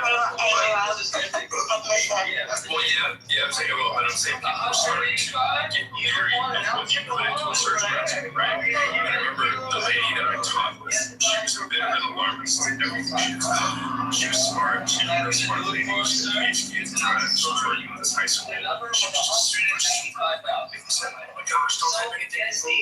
And she was mad that one of her students had something on paper, and her student went in and she searched something, and she thought for sure that because she was using her home computer to verify a link that a student sent, and then it sent her to some, I think the girl was like a musician and the thing, and she was wearing like a halter top, and this lady was so freaked out. She was like, oh my God, the school's gonna fire me. They're gonna think I'm like pornography site, right? And I was like, what are you talking about? It doesn't even make sense. But people, they had all these early alarms up, right? But they were right on certain stuff, like especially the late 90s, like the data tracking stuff that we see now is the surveillance capitalism that people were warning us about back then. I just think we're so used to that we realize that they were right. You're like, you know what I mean? Like, we're like, oh, it's just, but now Google is a massive company, $1 trillion kind of company, and that's kind of what people were worried about. Do you want to give all this power to one company? Yeah. I'm sorry, I mentioned, can I say something so quick? Sure. So what you're saying is that I'm not intelligent. It's just, I started uni a year and a half ago doing audio production, but in the course we studied about technology, and it's actually what you call it, what we're describing is called, and you can look it up, but it's really interesting. It's called technological determinism, right? And they call it a theory, but it's not a theory. They say someone's a theorist if they realise that there's a new technology and there's actually a bad side to it. So it's kind of like saying, hold on, there's something invented, but there's a bad side to it, but people are just focusing on that, and it's not. What it is like the system isn't dealing with that bad side, because actually what they're doing is exploiting it. No, I'm nearly Irish. I'm from Liverpool. I'm Scots. So we're I'm sorry. I'm from Liverpool. So we're basically Irish, but we were in England because we escaped the Shout out to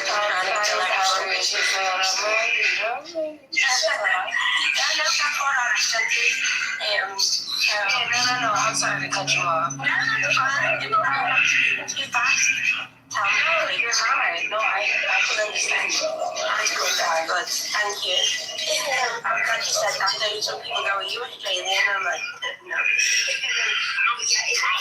Technological determinism, and if you look it up, I swear it is exactly what you're saying. With every technology, with every creation in tech, anything, whether it's science, music, art, AI, whatever kind of transition it is. So when it went from like analog to digital in music, there was the same fear, but what happens is they don't comfort people's fears. They say, oh no, you're just a theorist, you are a conspiracy theorist, you are this, you are that, and they label you and they market you as something that is just like, you're pulling away from the benefits, and it's like, yeah, you can have benefits, but you need to deal with the bad things. It's like, people raise money in the past with charities and say they'll keep it well. It's like, it doesn't take away the fact that the bad things they've done just because they've done good things. So, same thing's happening with music at the minute. The problem isn't AI. The problem is the fact that the music and the art itself, it's being normalized that it's not even what we call like it's like create nothing, and it is just content, and it's just about what is needed and what is about by the industry. We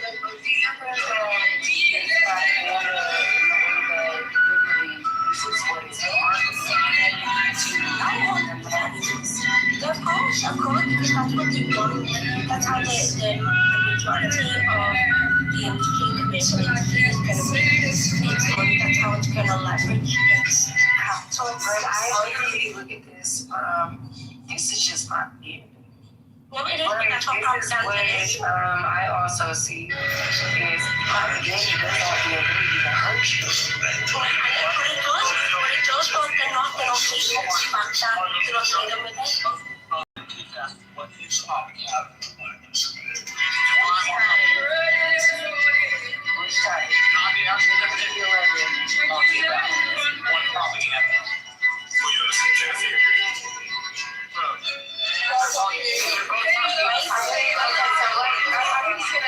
Marshall, this is something here, but like, let's just be very clear. Propaganda is when literally I don't understand you asked the question. Let's answer it. Okay, we'll go for clarification. Okay, well, I'm gonna just be quiet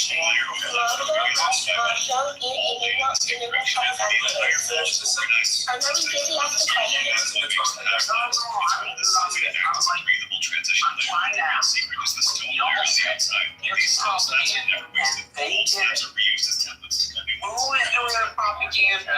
Who is that?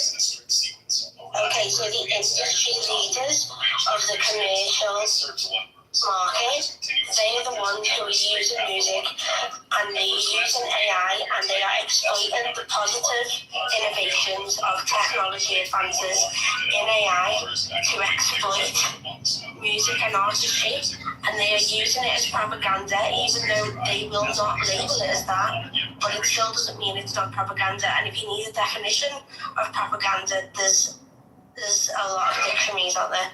Yeah, I'm pretty sure he didn't need the definition. Well, so like, it's kind of really weird, Marshall. No, but so like, here to ask your tutor to find. Okay, no. It's not weird to ask. No, we can move forward. No, I mean, I could answer the clarifying. I think you're really asking Marshall what propaganda was. I don't think you were. He wasn't asking for the definition of propaganda. He was saying, what is the propaganda that the music industry is producing, and who is producing it? I don't think it's that fucking difficult to understand. Did I not answer that? Like, what's the message? You did, Kathy. The Brazy just keeps fucking going like, what's propaganda? We're gonna look at this girl in the makeup, and watch your mouth. No, I think I'm trying to speak to both of us. That I think Breezy is will agree with me that that's what is being meant here. So I think you should just accept what we can see our view is on this, and that also if you don't agree that it's propaganda, then you're also going against what they're doing at the same time. Wait, why are you the one to talk about what the fuck? What are you talking about? No, so an example. Holy shit. No, what's the message of the propaganda? Now, what did you ask me then? Well, number one, what did you just say about why would you take your word for it? You to what? No, who are you to be the voice of the artist or something? That's what. I never said I was the voice of the artist. So okay, so I misunderstood. So what's the message of the propaganda exactly? There's no message of propaganda. Marshall asked us, so when you define propaganda, who do you mean and what is the propaganda? And I answered that. What is it? Well, you should have listened. Maybe listen back on the replay. No, I mean, her answer was a little vague. She said, well, the industry leaders are producing propaganda that they're disseminating, but they're not calling it propaganda. That's not what I said. And I was about to give an example, right? P. Diddy is a perfect example of someone who used propaganda to create an environment that was friendly to his abuse. You can't use propaganda. Propaganda is something you create. There's a solar stuff called propaganda. That was weird. I'll take that. Is propaganda not a tool? Is it not something you generally? Propaganda is something that you create.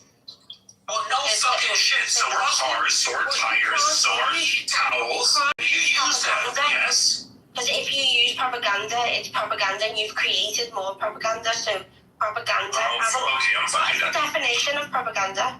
It's literally like spreading the word of something. You're spreading a message. That's all propaganda really is. No, propaganda is something that you have created in whatever platform, in whatever way of communication that you've tried to deliver some sort of perspective or agenda or view or bias. Is that kind of just what I just said? Just no.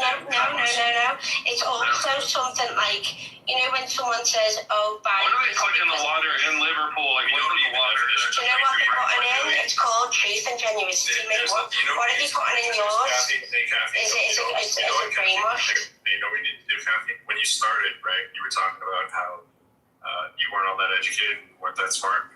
So you don't want to tell someone then, right, what the definition is of something and to accept your thing. If you're leading with, I'm not that smart, I don't know much. Right? She's also trying to educate someone who's actually in the music industry, which is really funny.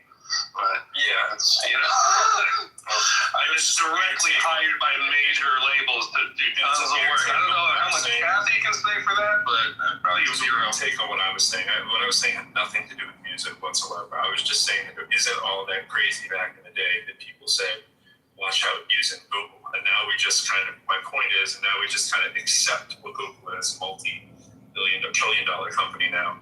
That is like taking over the world, the fear that people had has come true. You want a company having that much power just by dumping endless information into it. So here we are, and we just kind of normalize it. That was my point, not the propaganda and the music industry and all that kind of stuff, but that's a whole other issue. But talking Illuminati. Yeah, we're getting a little off there, but anyways, what's up, Dave?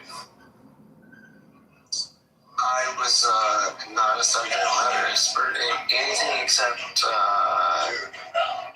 propaganda filters, maybe. That's expertise right there. So good morning, everyone. Hello. I would like to disclose some facts. I used to work for the Qatar royal family long back. Witness His Excellency Sheikh Mohammed bin Tamir Al Thani. I'm sorry, say. Yeah, it's sorry, what were you saying? No, I interjected. One day I asked him if he could take me into the base, the American base. He said, only members of the royal family are allowed with permission, but I will try. After a few days, he got the permissions done and we went inside. What I saw was totally insane, but I had to test the tech. So, I saw the humanoid robot which just resembles the Terminator, and I'm not kidding. I didn't quite catch all that. Sorry. I'm just gonna say this. I've seen it with my own eyes. It works all with the tap. It's not AI. It works with... I am being very cordial. But we can get there. You understand? And I respect your room. And I respect you. But, Mr. Anyone who United States of America audience, Breezy, like I usually have to do. Breezy, you have to recognize when there's like 15 people in a room and you've been the one doing all the talking since you've come up, right? Just because someone floats a question out there doesn't mean it's for you to immediately feedback on when you know that other people haven't spoken. You have to play nicer in the sandbox, Breezy. You can't be talking in the middle of the famous thing because you don't have impulse control. All right, so quiet the dogs, and when you come back up, try it again. You don't have to answer every question. If you do, well, it gets a little old. Mr. Pro, where you going, you didn't finish your thing, but whatever. Mr. Pro, can you please pull back Breezy? I apologize on her behalf. It's okay. I wanted you to finish what you were saying because it didn't make any sense. I was surprised and I was shocked to see Terminator-like stuff ready to deploy. Ready to deploy. I'm not kidding. I swear. Okay. So, and then, So are you from the United States of America? Yes, sir.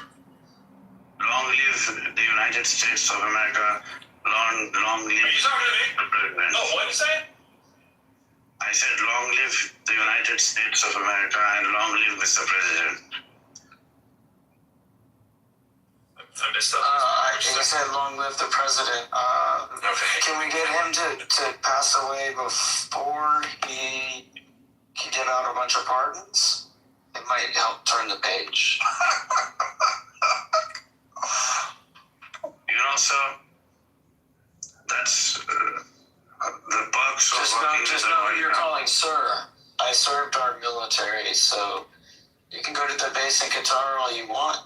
I know what the fuck I'm talking about. Am I right or wrong? Just tell them. Just tell your friends. Am I right or wrong? No long live Trump. No. So, Mr. Obama. what fucking decade are you in, bro? He said he served. What do you mean he's My uncle is a Democratic Party member. My uncle is a Democratic Party member, and he is very close with Obama. Okay. That's good to know. Good to know.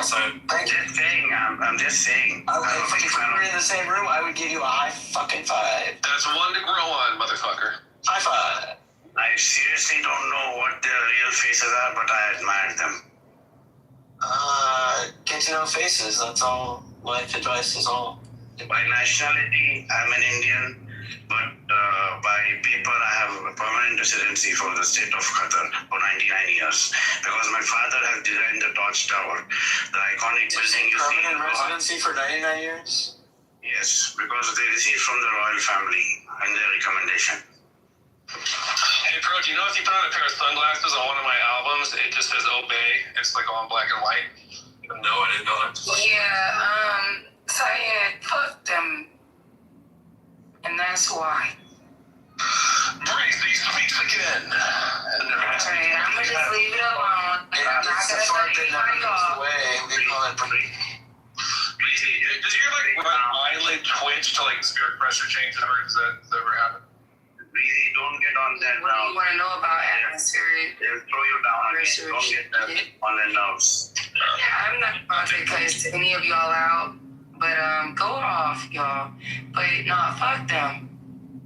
Fuck him too. Fuck that shit. Well, that was weird. Alright, we're gonna move forward.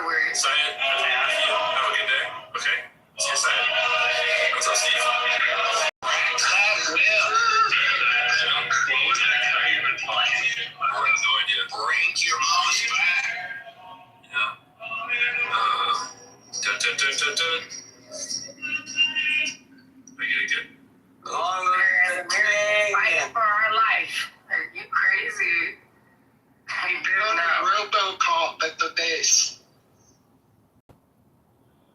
It's a holiday in the United States today. Is spring break is Long gonna. live the president. Illuminati Day, my favorite. The all-seeing eye, the all-mocking tongue. Hey,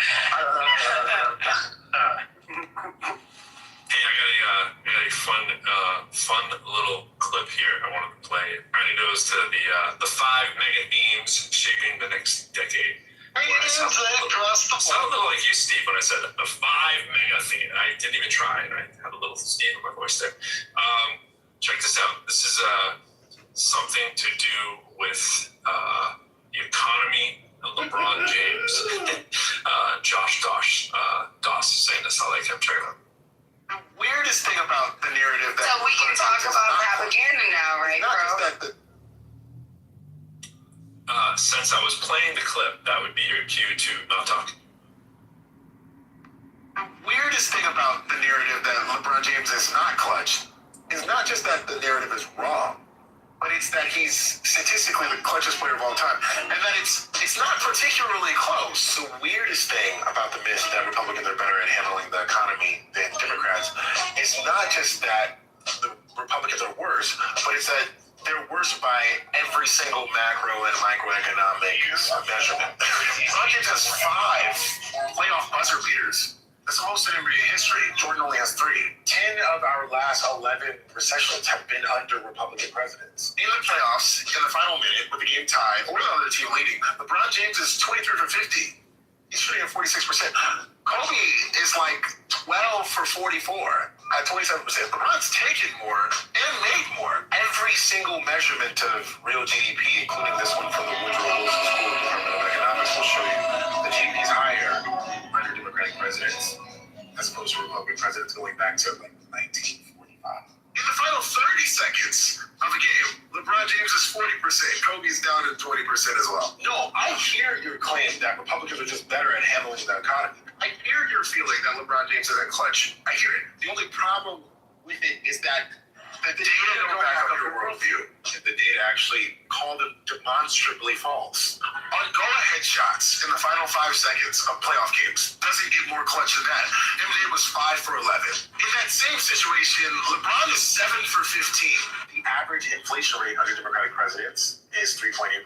Under Republican presidents, it's 4.27%. It's lower under Democratic presidents. LeBron James averages 33.3 in elimination games. You let them tell you that man wasn't clutch. How did you let them do that? 9 of the 10 poorest states in America have complete Republican leadership. If their policies were so good, why are their states so poor? I put all of this on a shirt, by the way. If you want the shirt, the link is in my bio. The average unemployment rate under Democratic presidents is 5.6%. It's 6% under Republican presidents. And then I'll say, Michael never played in game 7, but he played in elimination games. Who do you think has the better record in elimination games? Give me a second. LeBron James averages more points, rebounds, assists, and steals than Michael Jordan in elimination games. And LeBron has the second best record in closeout games in the history of the NBA.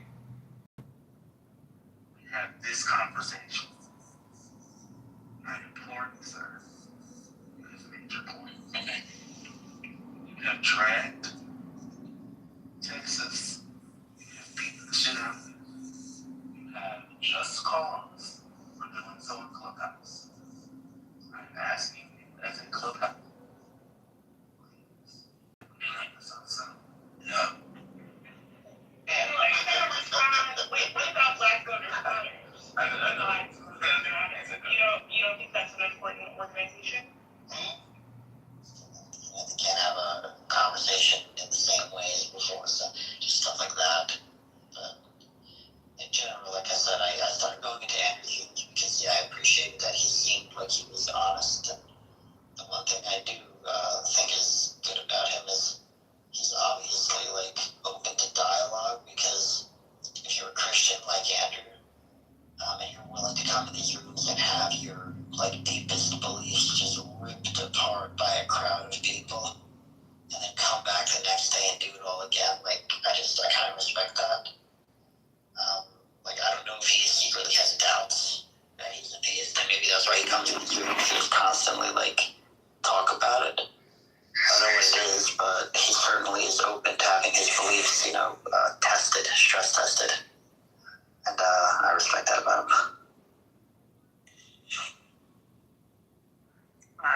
better than what I would. Well, I've seen you in these rooms. You're not shy to have your beliefs stress tested, I think. Sometimes it can be mentally draining, but I mean, when I was on TikTok, I would open a live on TikTok, and I'd be going for like between 8 to 12 hours, and then I'd need a break for like 3 or 4 days. Wait, you went on a room for 8 to 12 hours? Yeah, when I used to do my own lives on there a lot. Oh my god, of course that's way too much. That's crazy. But I had quite a big following on TikTok though, so. How many people? I used to have my rooms used to be really, really quite a lot of traffic coming in, viewers. Wait, how many subscribers did you have? 320k. 320k, that's a lot. That took years though. Good fun. When was the pandemic? Testing.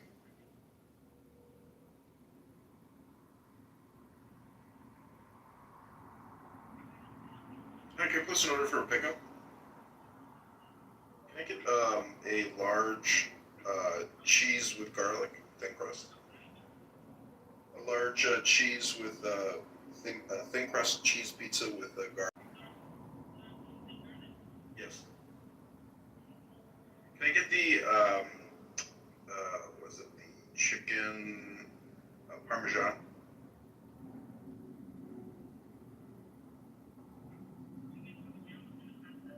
I'll do the penne pasta. Masticholia. Ranch. Nope, that's it. John. 312-498-0517.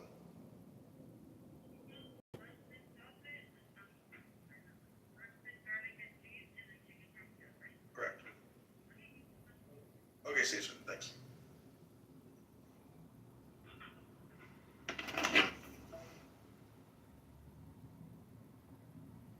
It's pretty good. It's not bad. I mean, it's a lot of work, but it's not bad. That's the problem. You would have to literally. This is the issue I had. Is I had to find myself to be like that and to have a good income on there. You'd have to be on there every day, doing a live stream every day for hours. Yeah, that's the dark that's not always great. Yeah, that's the dark secret. It's not fucking free. No. And it's not healthy. So wait, what did you do with your channel? I closed it down, that was it. I have 3 accounts because sometimes the language was censored on there, right? So certain words was a trigger on TikTok, so I'd get banned for a week, then I'd get banned again for another week. And it's all half of the time, it's because of what other people say on my lives. But in the end, they ended up taking my account permanently.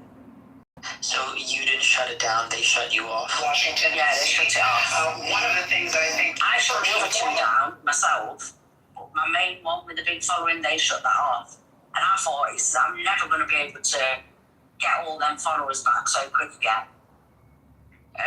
So I just decided to say, fuck it, that's it, I'm done. It's pretty reasonable. I mean, it's kind of sad that you lost the account, but it's also probably good. It was probably a good thing because it caused a lot of arguments with me and my husband as well. Oh, like you wanted me to shut it off? My husband wanted me to close it down, but I wouldn't. So the fact that they took it was kind of like, in a way, it was a good thing because it was so addictive that it was like a drug. It was like a physical heroin addiction. I was addicted to it. I was on it all day and probably most of the night, every fucking day. Wow. Yeah, that makes a lot of sense. And like, you know, $500 a month or whatever, you know, a couple thousand a year is not worth your mental health. You know, destroying your mental health like that. No, it's not worth it. I think that, like, there's been a lot of talk about social media lately on the news and everything, and about long-term studies. And well, I recognize I've seen people on there. I was on there for that long. I seen 3 people that I became close to try and take their own life. On TikTok? Suicide. Just because they was bullied on there. Do you know what I mean? It was disgusting. It's an app first. It's a suicide. It's a suicidal app. How the hell the app is still going, I do not know. Brings in a lot of money. That's why. A lot of money. But yeah, I mean, the point is that social media is a tool in the same way that like fire is a tool. So fire is, the power is always neutral. You can choose to like cook your food by the fire, which is good. And you can choose to like burn down your house, which is bad. But the fire itself is just a tool. It doesn't know what it's doing, it's just energy. So I feel like social media is also the same. Like, I'm not saying ban all social media and never let kids on social media. I'm not saying that. But I'm saying you have to know how to use the social media in the same way you have to know how to use a fire. And this is the thing though, like there's so much on TikTok, like I said, normal people, sorry I've got something through my tooth, I'm just using the toothpick to get it out. Normal people, they go on there and I sit there and think, when you see how they behave on there and you hear the things they say, you start there and think, do these people really act like this in real life? Probably not. But the fact is, in the time that I was on there, I saw 3 people, I knew 3 people that had literally taken an overdose because of bullying. And I'm just sat there thinking, that's not what social media should be there to be a positive. Social media is good if it's got a positive. But there's no positive of TikTok at all. It's a disgusting app. I'm glad they took my account. yeah, that's true. It's very true. I don't think Clubhouse is that bad. To be honest, I think Clubhouse compared to TikTok, Clubhouse I would say is quite So this is calm, so show me that. and more respectful. But then I've only been there for a couple of months, so I wouldn't know. But I could easily turn off this app and not. I don't even think about this app when I come off. It's like I said, I had the notifications on and I'll take the notifications. I'll turn the notifications off this morning because I could easily come off here and not come on for about a month and it would not bother me. Yeah. Maybe, I was gonna say, I mean, you could try it if you wanted to. You just use Narco. Doesn't mean people are over. And I've got to turn the notifications off now, so. Yeah, that's smart. Yeah, like I said, I came on this app because the one thing I won't deny is I have met a lot of really interesting people from all over the world and had really cool conversations with a handful of cool people. But the problem is to find those people who I talk to, you know, the whatever, 7 or 8 people who are really, really cool and intelligent. I went through, you know, hundreds of rooms of crazy people. So, yeah, I'm glad that I talked and I'm glad that I met the people. But, you know, overall, it was tough. And although I would say that being on Clubhouse, I enjoyed, like, learning about human behavior, watching the way people talk and kind of watching the way they crash out and get mad. Like, I find that all fascinating as someone who's interested in psychology. I find it really interesting to see. And also for someone who likes debate, you know, being in rooms where you have to kind of be fast on your feet and, you know, be able to follow the line of reasoning and respond, like, all of that. That was a great experience that I'll always be, like, thankful for that I got from the app. Now that I did it for a while, like I said, I think I'm scraping the bottom of the barrel now, so I'm considering leaving.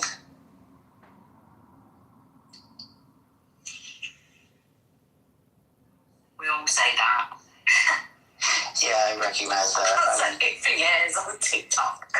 Yeah. And I've already, obviously, all my notifications are off. I just come on when I want to. But yeah, there will be a final time when I delete it. I just haven't done it yet. And maybe I don't know exactly what it is. I think it's just the macabreness of watching people in real time, like you said, just kind of talk. It's just so fascinating and weird. I think that's what keeps me here for now. Yeah, I'm lucky though, because when I was on TikTok, I met a few people that I actually stayed in touch with off the app. I gave them my WhatsApp, so we stay in touch on group calls and stuff, so that's nice, I suppose. I did meet some nice people on there. Yeah, that's cool. Yeah, I usually stay in touch with people on here. I give them a signal. If they have the signals like WhatsApp, it's just a texting app. And yeah, I'll stay in touch with them on there if we want to usually talk deeper. Because yeah, having a one-on-one anyway is better as opposed to a huge room where people are constantly interrupting. And the most important part of a conversation, honestly, is because you understand street epistemology. Street epistemology is the way you can ask people about what they believe and why. And one of the most important things in a conversation is when you ask someone a question and they stop and they think and there's quiet and silence. That's actually the time you don't want to break it.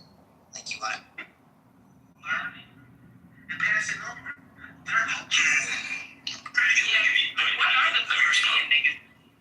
We default on our debt. I'm just giving you some links that to find. So the answer is you don't know. Was that correct? No. Saying the links to find. Okay, I'll ask one last time.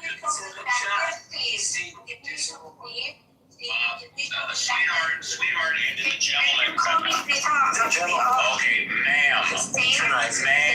Steve. I'll wait for you to finish. Go ahead. Steve, let me finish. I don't think you let any other woman finish because you probably can't make them finish. But anyway, why don't you just click on those links and see and give someone another side so your argument actually comes less biased? All right. Firstly, I wasn't arguing anything. That's number one. Number two, as far as finishing women, I don't think that's relevant to this financial, economical conversation. Three, and most importantly, the reason why I don't click the link and the reason why I asked you 3 times, or you twice and the gentleman once to hear, is because although my hearing is perfect, my eyesight sucks. And so although I could put on my glasses and I could click the link, I thought it would be easier for a smart, intelligent person like yourself or the gentleman to simply tell me the year. It's an opinion article, by the way. She posted it, and it's a consider. I'm not the best reader, but it's Also, the defaults are very, very technical and confusing, right? When we're talking about It was like 1979, and also said 1933 and 19... Yeah, in 1862. I'm not gonna hold you. We kind of be robbing and stealing and killing people, alright? I know. Yeah, that's what we were all talking about, Breezy, exactly. So yeah, in 1814, the U.S. defaulted on its fiscal debt because of the War of 1812. I think in the 1930s,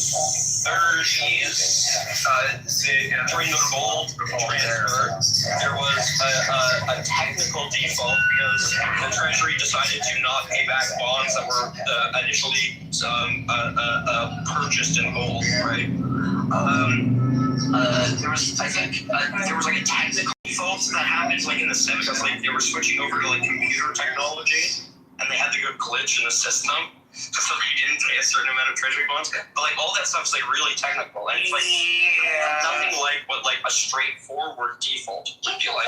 Yeah, Uncle Steve, I understand we love this great country of America, but we don't be paying our bills. All right,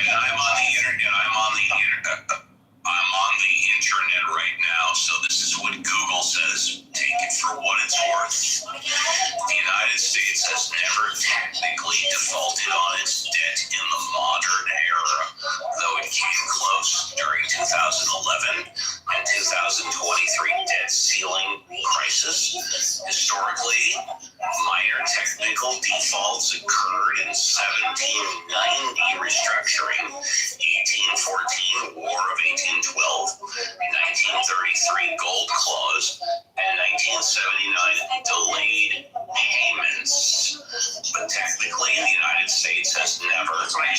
you. But you're not understanding. Like, I don't care about the verbiage or the semantics. Technically, we did not pay the people their money. They come out of the dictionary. It's just really weird that you use the semantics. Don't like That's one thing. doesn't mean they don't mean the thing they say on the page. So please, for the love of God, stop. Yeah. And by the way, Yeah, we're if not. I may, US definition does not apply to the ma'am, Syed, I'll talk to you in a moment. Ma'am, I didn't get into semantics at all. I made a very bold statement 5 minutes ago. I'm just saying, okay, it's water under the bridge, then I didn't get into semantics. Okay, Go ahead. cool. Whatever. Okay, whatever. You're right. There you go. Whatever. You're not allowed to do this thing where you like make words. Thank God whoever kicked Breezy's a Breezy, and then you hold people accountable for the made-up words and phrasings you have, and then when they don't answer your question appropriately, Marshall, not here. Marshall, not it. Hey, Not here. If you don't mind, yes, I'm here. I've uploaded the picture of Mr. Obama with my uncle. Oh, great. Yeah, that's really interesting to the rest of the room. Fantastic. Thanks for stopping everyone talking, Syed, so you can ask a personal question to someone that you can easily just DM them. Thank you. I'm sorry. That's okay. No problem. Thank you. So I love this conversation. I want to. Something, please. I'm not gonna allow. What do you got, Syed? I know you're dying. Can you pull up Breezy, please? No, I can't. Absolutely not. No. If you ask one more time, you go join I'm her. gonna put you down there with her, and you can talk to her. Okay. If you want to talk to Breezy so bad, you can just start your own room and invite her. Yeah, you can do a private chat. Yeah, start your own room. You can like conversation. Like, look, America has come close, but they've never actually defaulted because they've always agreed to print more money because it's a corporation that does that. It's not the government. So it's a weird relationship for you to say that the government defaulted when the government buys promises from banks to print money. No, they have defaulted, IO, like in certain technical ways. Can we move on? Yeah, we can move on. Because we've had all the in the modern modern era. Even in the modern era, we've had all the weapons after World War II. Yeah. Put it up. Put the link in the chat. We know Steve's got no glasses on. It'll take me 2 seconds. I'm But going in to 1970, Steve to take off much more than his glasses. Drop him.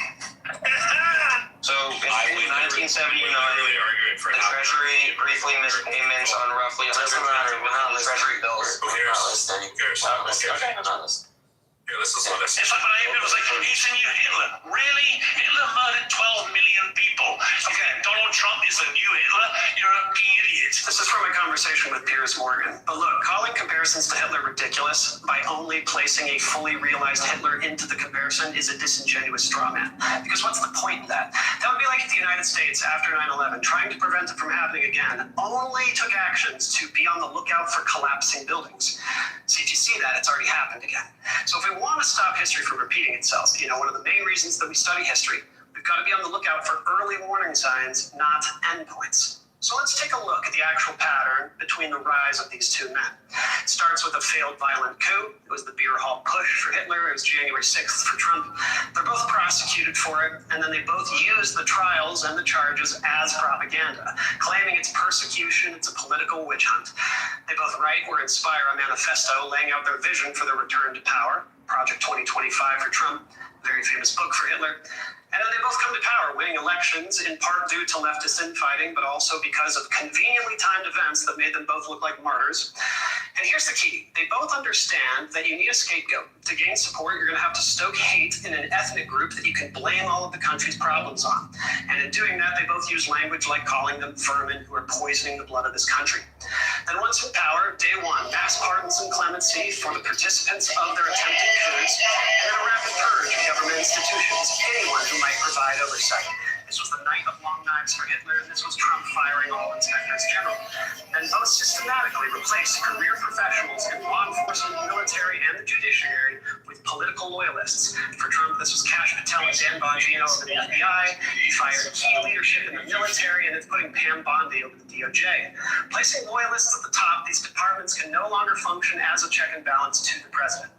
Next, building camps and detaining the people from the ethnic group who they are demonizing, delegitimizing their citizenship status and giving them no due process or any hope for judicial review. And the final step, seizing control of elections by getting rid of the state's authority over voting. This is a long reconstruction over the right. For Hitler and for Trump, it's what we are seeing he and his administration do, laying the groundwork for nationalizing elections. As we see the DOJ currently suing half the states for their voter rolls as they are attempting to build a national voter database. The point isn't that Trump is going to do exactly what Hitler did. The point is we're watching the same playbook that is used in the rise of authoritarianism. Promise to return a country to greatness, attempt a coup, propagandize the prosecution, use martyrdom to win an election, stoke hate of an ethnic group, purge all checks and balances, seize elections. The pattern is identical. And if we wait to see how it ends before drawing the comparisons, well, then we've already lost. Oh, I'd like to comment if that's okay. Sure, give me 1 second. Yes. So the original thing that I never actually talked about, the 5 sort of mega themes shaping the next decade. One of them I just put here in the chat, executive power versus democratic durability. And that's obviously trying to contain that and how much executive power we're willing to give away. We're willing to watch and expand at the expense of durable democracies. I think for argument that this isn't a threat to democracy and we're being too knee-jerk or alarmist or what have you. I think it's worth having an alarmist conversation for those 5 words. Go for it. Thank you. The difference between Trump and Hitler, and I heard very much, it's said, it's not comparing Hitler or saying Trump is Hitler or whatever it did say, but the opposition party and American citizens are not in camps. That's number 1. Number 2, Trump's term legally expires in 2.5 years. Hitler had an unlimited amount of terms. And arguably, most importantly, are 400 million guns in circulation in the United States. America will never, ever become Hitler's Germany. It totally could. Yeah, I totally could. Yeah, I mean, the people with the guns are going to be helping them out, is the thing. Again, you can always come up with examples of why Trump is not Hitler, because he's not Hitler. Well, but Trump is not a vegan, and he hates dogs, so he's not like Hitler. And he was never a good artist. You can go down a list like that, but it's I love that buildings thing. Like it's like you're looking for buildings that are collapsing. Well, Hitler wasn't a good artist either. That's why he took over the world, because no one liked the shit. That's true. No one liked his artist. Nazi playbook from the beginning. Listen, your Associated Press is modeled after the Ministry of Propaganda. Function on top of an old empire. Part of the problem was the German commitment to real democratic values and principles was very, very weak. And don't forget, they got eugenics from us. That's an American creation. That's not. Yeah, the Nazis had to take notes from the Americans and the Canadians. Let's not forget that. The Canadians were number 1. All we did was abolish slavery a year before, and we get no shit for it. You guys get all the shit. It's all about timing, gentlemen. Time. Okay, well, the point I was trying to make was that the German Republic was very, very weak. They come out of an empire crafted by its greatest game in the 19th century, and Germany participated in that game. You don't think our democracy's weak right now, Marshall? When was the last time we passed a budget? That's right, the 90s. And you just do me a favor. Please not flatten what I'm saying. Just let me get to the end of it. All right, give us a Napoleon reference at the end. I can and will, because I love Napoleon.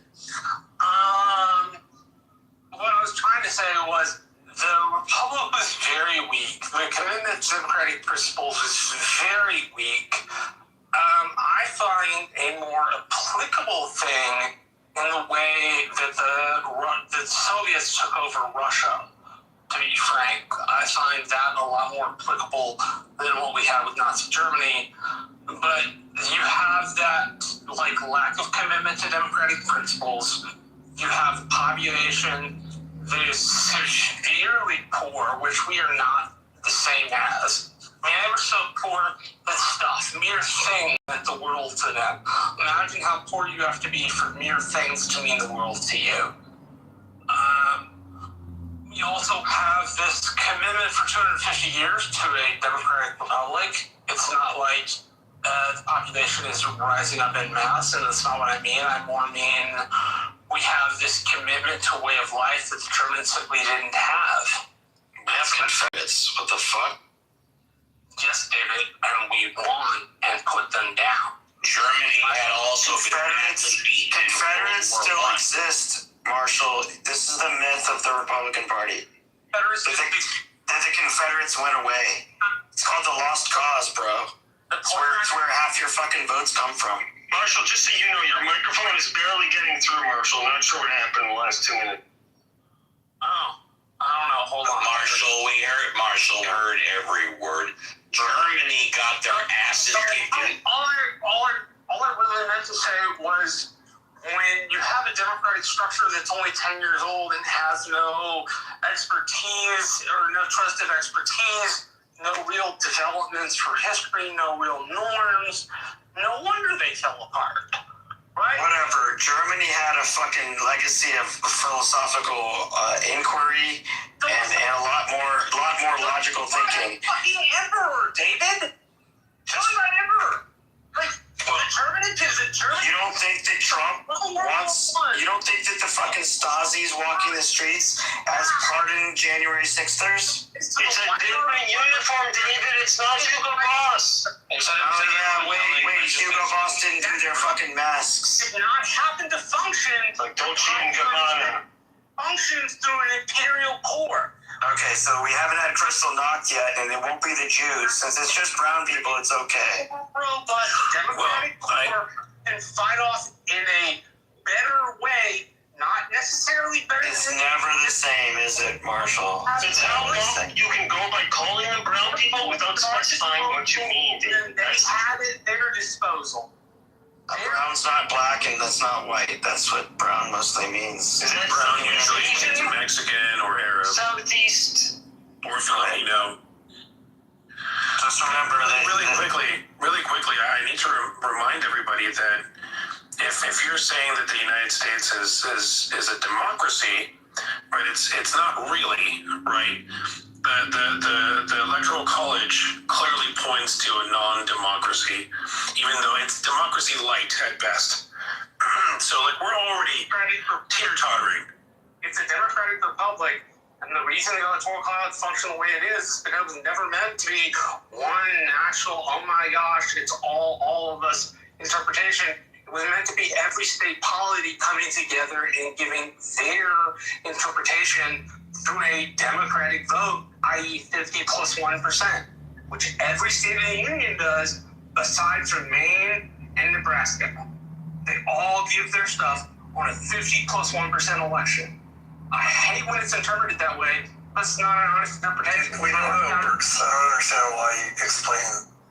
Some regions like not all politics is like that, though. Some things are like first to post or first to this. Stupid, weird rules that either are jerry-rigging the population or subjugating one other aspect of what is in the populace's best interests. Yeah, so I would like people to recall that the Republic had protections for minorities, and in this case, rich people are one of those key minorities. Powerful interests have powerful strength. Absolutely, right? Powerful influence. So Marshall, one thing I didn't like about your analysis there. One second. Can I please talk for a second? One thing I didn't like about your analysis there is that like you seem to be like banking a lot on like the direct parallel between like early Nazi Germany, right, and like American fascism, quote unquote, of today. But like you can just look at like the wide breadth of fascist movements and see that there are plenty of like indicators that the American mega movement is in fact a fascist movement, right? Like you can look at Franco, right? You can look at Mussolini. When you look at all of those, you look at like all of the fascist movements in totality, right? The specifics of each fascist movement means less, and the general pattern amongst them, right, is what's important. And I think the mega is definitely following that pattern. How many fascist boxes do you have to check before you start being concerned? I'm not trying to stop 8 out of 12? If you 6 out of 12? the only some of us were concerned at 4 out of 12. is states longer history of democratic practice have more historical recollection in their society's minds for the way it should function. Americans have historical recollection. Not just Marshall, did you hear anything that Hero asked you? So bad. Marshall, if you give me the mod button, Pro, I can clean up the stage for you if you want. Yeah, exactly. Marshall, nobody was listening because you're not listening. Oh, let Marshall talk. It's a bunch of people talking against him. You should get more time than all of them. Yeah, so shut your mouth, Miller. I'm just trying to mod. What am I? That is Clubhouse math. Hero asked you several questions. Did you hear any of them, or were you just talking through it? I gotta pee. He has to pee through it. I'll go to the bathroom. What are you doing? You gotta leave your mic on, just like that presidential candidate. Hey, I want to land a plane. What's going on, man? What's going on? There's a lot of yapping going on. I was about to try to There's a bunch of people that don't know how to shut the fuck up and need to hear themselves speak the whole time. Miller, the second you came in, you started rattling off some bullshit. And you didn't let anybody speak, and now you're irritated about how it's being fucking modded. Why don't you shut the fuck up and let people talk? I like tacos. What was the bullshit I was Let me just land one point based on the video that Pro did. Interesting, the parallels. I was just in Munich. I had brought this up, and I think some of you guys were in the room. I was just in Munich a few months ago and kind of went back through the history. I had been in Germany early on in my life, but it kind of rang different based on what's going on in the United States and then reading back through it. And some of my concern is when I got home, I looked at our Declaration of Independence compared to theirs, and I don't think it's incredibly accurate to say that they weren't fully functioning to a decent degree. I'm not sure at what percent prior to the slide and to Nazi Germany. And some of the markers for that, just let me land this point real quick. Some of the markers for that is there's a lot of high-level intellects that were deeply concerned that myths were being used to alter reality. And that's where you get the Venus Council, the positive philosophy. A lot of guys were coming together from England, Germany, France, Austria, Italy, to see if they could weigh against like invisible metaphysics to stabilize. And that never happened. And it didn't just switch overnight. Their declaration was incredibly powerful in the way it's worded, stacked up against our declaration, and it was attack over it over 6 years to where their arguments were based on policies, and that's what the populace was arguing over, not the Declaration of Independence itself. And so you have this huge slide into power that way. I just want to bring that up. I did that point in a room earlier about the Declaration of Independence, but they got to where their these emergency overrides as opposed to what their rights actually were. Wasn't the massive economic lead up to World War II the one could argue overly punitive financial repercussions of losing World War I, which led to just the absolute demise of the German economy, which all of a sudden caused them, like, we needed that scapegoat, right? Which one could argue the Jewish people, because of their, maybe protection from the economic insanity with their involvement with banking. I'm not trying to, play any racial tropes or anything, which I think, is that not kind of what led to maybe what you're talking about, Zach? Yeah, I think there's a lot of people that hold that point of view, and it's interesting because in Dachau, for example, one of the most powerful letters I've ever written is there, and it's where the populace was like, okay, this is the scapegoat, and they might have been good with it, but then the scapegoat obviously kept increasing in size, and so it was a significant population of the poor population. And the letter I'm referencing is a historian where he admits to not intervening in the beginning, and then they came for the Jews, and then it's a really famous letter, and then not intervening when they came for, it was like two more ethnic groups, and then Catholics ended up getting caught in the back end of it. And there's like a whole list, and it's so beautifully said that then they came for me and there was nobody left. I think most of us in this room have probably heard reference this letter, but it also questions our culture right now is like, when do we start getting really concerned? And then are we past that point already? And then our differences really like political at this point, or should we be anchoring in the Declaration of Independence? And it's kind of what I do, or what I think about a lot, because I think we might not all share the same values, but I'm brainwashed as crap, man. I was in the military way too long. I thought I kind of shared principles with everybody else. And so I corrected those principles, but they're not mine. They're in the Declaration of Independence. But yeah, I think you hit that beautifully. I'll shut up, man. Yeah, if you as an American look out world and see a police force running around, constantly saying they don't need warrants, constantly being reinforced that they are acting with impunity, they can approach anybody they want and demand you show them some evidence of your citizenship. If that is not an indicator of fascism, you're just choosing to be. I 100% agree with you. I was in the military a long time, right?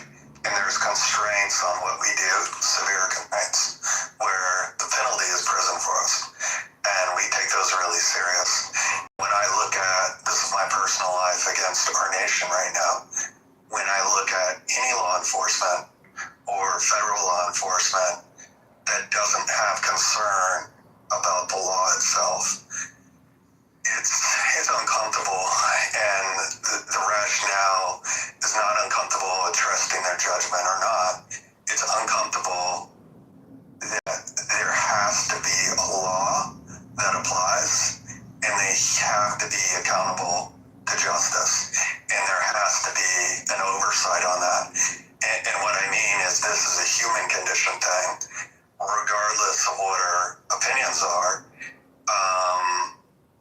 To be able to stabilize a force, and for it to be disciplined, and for it to be professional, is those laws all have to apply down to the trigger pullers.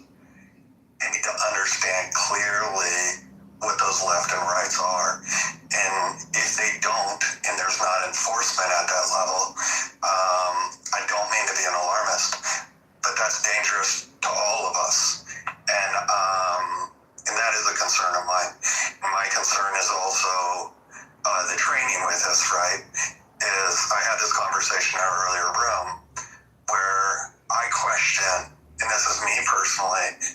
think it's not founded well. But I question watching on TV of how well these dudes are trained. And that's not a shot at law enforcement or federal agents, but the amount of money that's been spent on some of us to make these decisions would make you guys all uncomfortable how much money's been spent on us. And it also allows me to be accountable to having authority to take another human being's life. Because if I mess up, I go to prison, right? And those are real consequences for me and my men. And if somebody's not trained to that degree, they're going to make many mistakes. It's not based on whether the dude's good or bad. It's based on being able to function under stress and do the right thing. Because even people that can do that will make mistakes. And so those are my concerns, and I don't view being alarmist with this. And as I don't know, I live that life, and I'm kind of concerned about it myself. Yeah, people are dying because of the horrible training these guys, the lack of training these guys have. People have been dying. Well, it's both training and care, right? So I'm gonna say one other thing that's really fucking personal is some of my buddies now, and we're retired out, and we share our stories at a different level. What I do is not based on me not caring about human beings. It's based on my service to the nation, right? And it's external, thank God. The issue is I see that as a profession. I don't see it as a like there's no identity or ideology behind what I'm actually doing.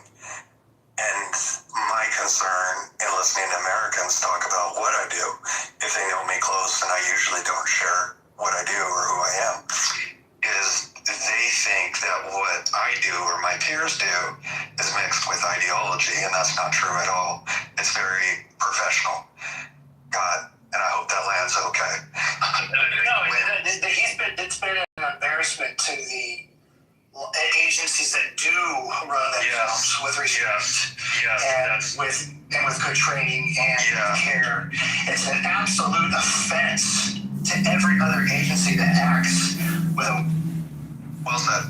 No, you're hitting my point. Yeah, the CIA has been doing so well with their podcast game lately, and then this shit happens. It's like, now they have to be all this other social media, social engineering, psyop bullshit. Like, how much resources do we want to waste on bad games? Yeah. The point to that, a proper serviceman or even, police officers, these are professionals that are career professionals. They literally, in the same way there is a professional or a lawyer is a professional, right? And there's a massive gap between the training that has led to a few deaths. But I think you have to look at the macro as well, right? If you have a very professional military that are super well trained, but they're being wielded by billionaires for reasons that aren't in the best interest of Americans, right? Then that leads to massive unbalanced budgets. It leads to wars that result in millions of unnecessary deaths. Like, it's how dare you accuse America of being Israel? No. You? So I agree with your points completely, Matt, especially when it's being privatized external. Here's my questions for you guys. I do not have a read on this. But based on what I watch on TV, I'm concerned. Who are these agents? That would be my concern to you. If you guys say they're federal, i.e. the military, I don't think that's the case. If you guys say they're federal, as in border police, I'm concerned about their training. And that's what deeply concerns me of what's going on right now. And I hope I'm not alone, but I'm not sure who these dudes are. Yeah, I don't think we can actually... I don't know if they're January 6ers, I can tell you that much. Yeah, I'm not sure we actually have access to we do. I mean, the people that end up on the radio do crazy things. We end up finding out their histories, like the one guy who shot Ran Good, did have military service, did have border patrol. So there's going to be a few of those guys. I from the attitudes and the behaviors that you see, I don't think the vast majority of them have that kind of experience. You just don't see well-trained forces domestically acting this way with civilians on their own soil. You just that's just not how you treat your own people. This is Homeland, though. This is Homeland Security. Homeland. No, go, man. I didn't mean to interrupt. I think you got muted. Not by me.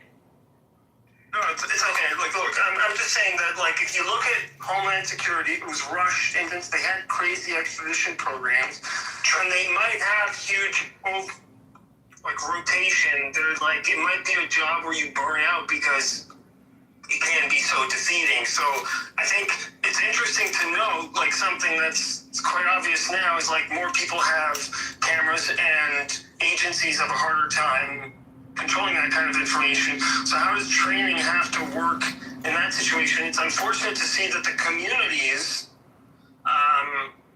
like, this should have just been done much more in a coordinated fashion. Although, if I think back, Obama, I don't know if there was enough people with camera phones back then, like, that could take videos or in any sort of significant way. Yeah, I'm sure there was. I know the problem was the Patriot Act was passed within like a blink of an eye after 9/11, and then a year later, the agency that created Homeland Security was this like partial cover their ass, not quite mea culpa for an intelligence failure. So it put everything under centralized control, which has now been hijacked. See, I think if we backed up, and I don't mean to date this too much for you guys, but when I was like 18 or 19, the games used to be played differently for deputized. So they would take federal soldiers in a unit I was in and make us federal employees for a limited time to help with our skills with Border Patrol, right? And nobody would get involved because it wasn't, the rationale why nobody actually cared is because it protected them, and we're kind of federal brothers, we'll say, and those are external still because it was border crossing, but specifically not border crossing like land. That sounds like cars. That was fuck. That's what Border Patrol was doing in Border Patrol, but now Border Patrol can't. So there's this term, imperial boomerang effect, which I think this is in play, and I think this is what we're getting at, is that we have a generation or two of veterans who were sent and to do fucked up shit, and now they're back, and a lot of them don't have stuff to do, and they're not, everything's being defunded, so we're not treating them well, and it's like, hey, we'll give you a job rather than getting you help. We'll get you a job where you can just carry a gun, and like, well, we can, and this is coming back to bite us now because we have badly behaving men, and now they have a mission, and they're well trained in the military to do military stuff, which is to fuck shit up, but that doesn't work that well here, so it's sort of messed up, but I don't know someone else said this recently, which is true. In fact, the guy who shot Rene Good, it was actually highly trained and highly experienced, and he had been there for like a long time. He's doing the training. That dude is training these other younger guys who are coming in or less experienced. So when people say like, oh, they're not well trained, my inclination is they're doing exactly what they're trained to do. Let me add on to your point, because I can see that happening for sure, but I'm not sure if it's the case. Let me explain. Some of these groups, we'll say, that are militia in intent have military members in them, or ex-military members. My concern is that that's who's contracted, and that's a completely different group of people.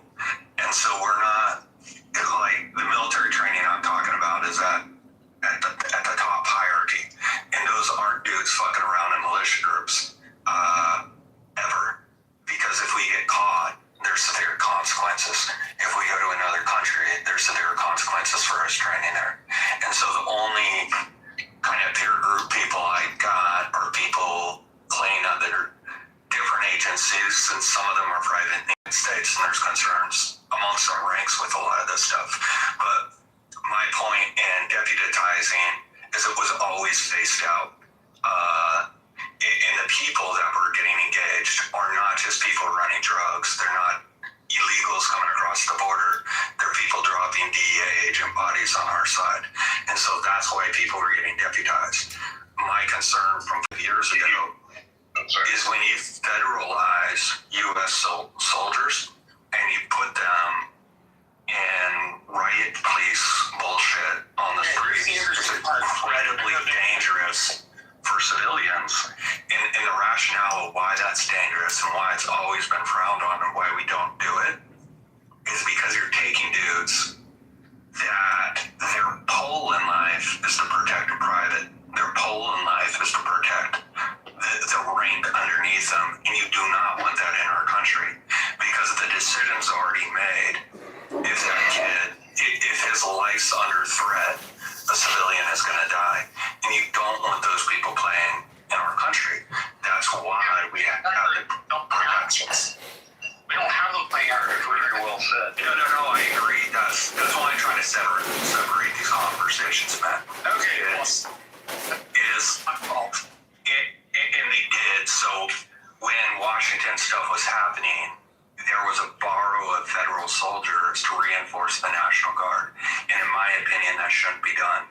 It protects civilians putting National Guard there because they're from their state, they're from their cities, and there's more accountability. Putting federal soldiers there, I think, is just not smart long-term for us. That's kind of my only point, brother. And then who's running around as ICE today? I have no idea. Like, I've been out for 5 years, and it concerns me because it looks like I just don't know who they are, man. Fundamentalists, radicals, January 6th, there's a motley crew of people that couldn't make a police department, police academy that will respond to. I know Marshall won't like it, but the propaganda and call to nationalism that you find straight out of the playbook of the Third Reich.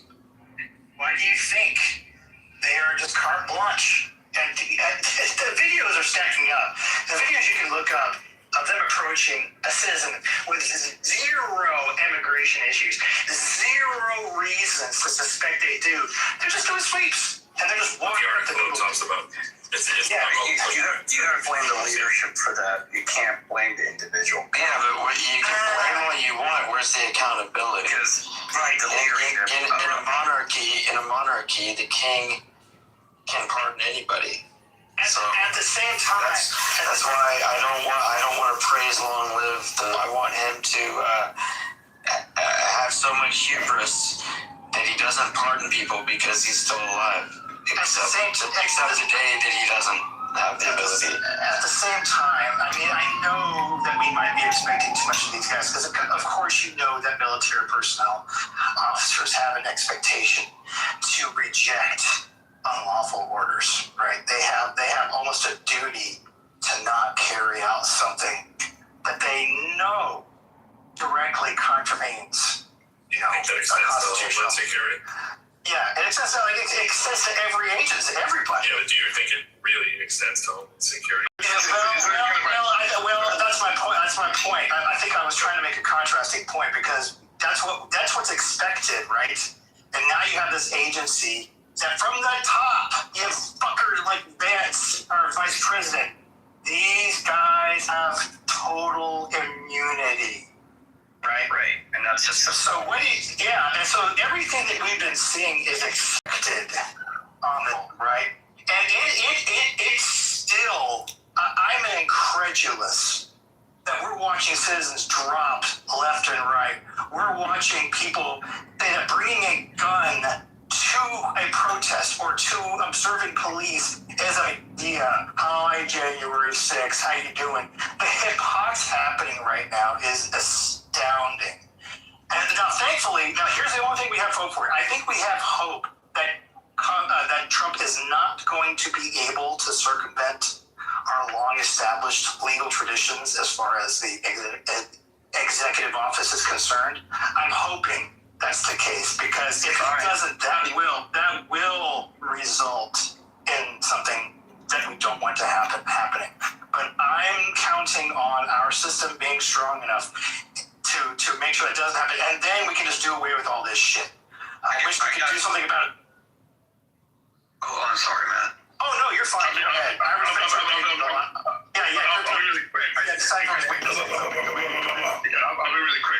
Here's kind of the irony, right? Is that when you have ICE agents who in their radically reduced training, and I believe they brought it down literally to 48 days because he's the 48th president or something. But when you have that, they're clearly not jamming in, hey, if it's illegal, don't do it. Quite the contrary. Right. But the irony is that you have a U.S. astronaut veteran, a sitting senator or congressman, who simply put out an ad and said, hey, if you're in the military, it's okay to refuse illegal orders. And just, I think this week or last week, the Supreme Court that just said that he dropped the charges that were brought against him in order to reduce his pay, even though he's a retired veteran. And then the court said, listen, no, I get that you don't have free speech when you're an active vet, but like, this is a retired veteran, a sitting member of Congress, and you're asking us to reduce his pay because of what he said. I mean, there is one thing that I did learn, though, as a retiree myself, retired veteran, that we're still subject to UCMJ. I wasn't aware of it, really, like, fully until this happened. Were you an officer? Because it makes a difference. No, it does not matter. An enlisted officer. I'm a retired EA. It's all the same. Oh, wait, you retired, okay. I retired, yeah. Okay. I don't know if Zachary, he said, I looked at his thing, he said, he put some really good words, man, that resonated in a way that I'd like to put them out. But Zachary has some wise words, man. No, I don't think I have wise words, man. No, I do. You're an Army retiree, so you understand. Yeah. You understand the mentality of, I did 21 years. I'm sure you did over 20. So, you understand the mentality of like having a U.S. soldier, especially if you have a tier 1 guy or something like that, working among civilians, man. It's a very dangerous precedent to set. Well, I think this is all dangerous, and the rationale is. What's dangerous is your fucking opinions, you fucking morons.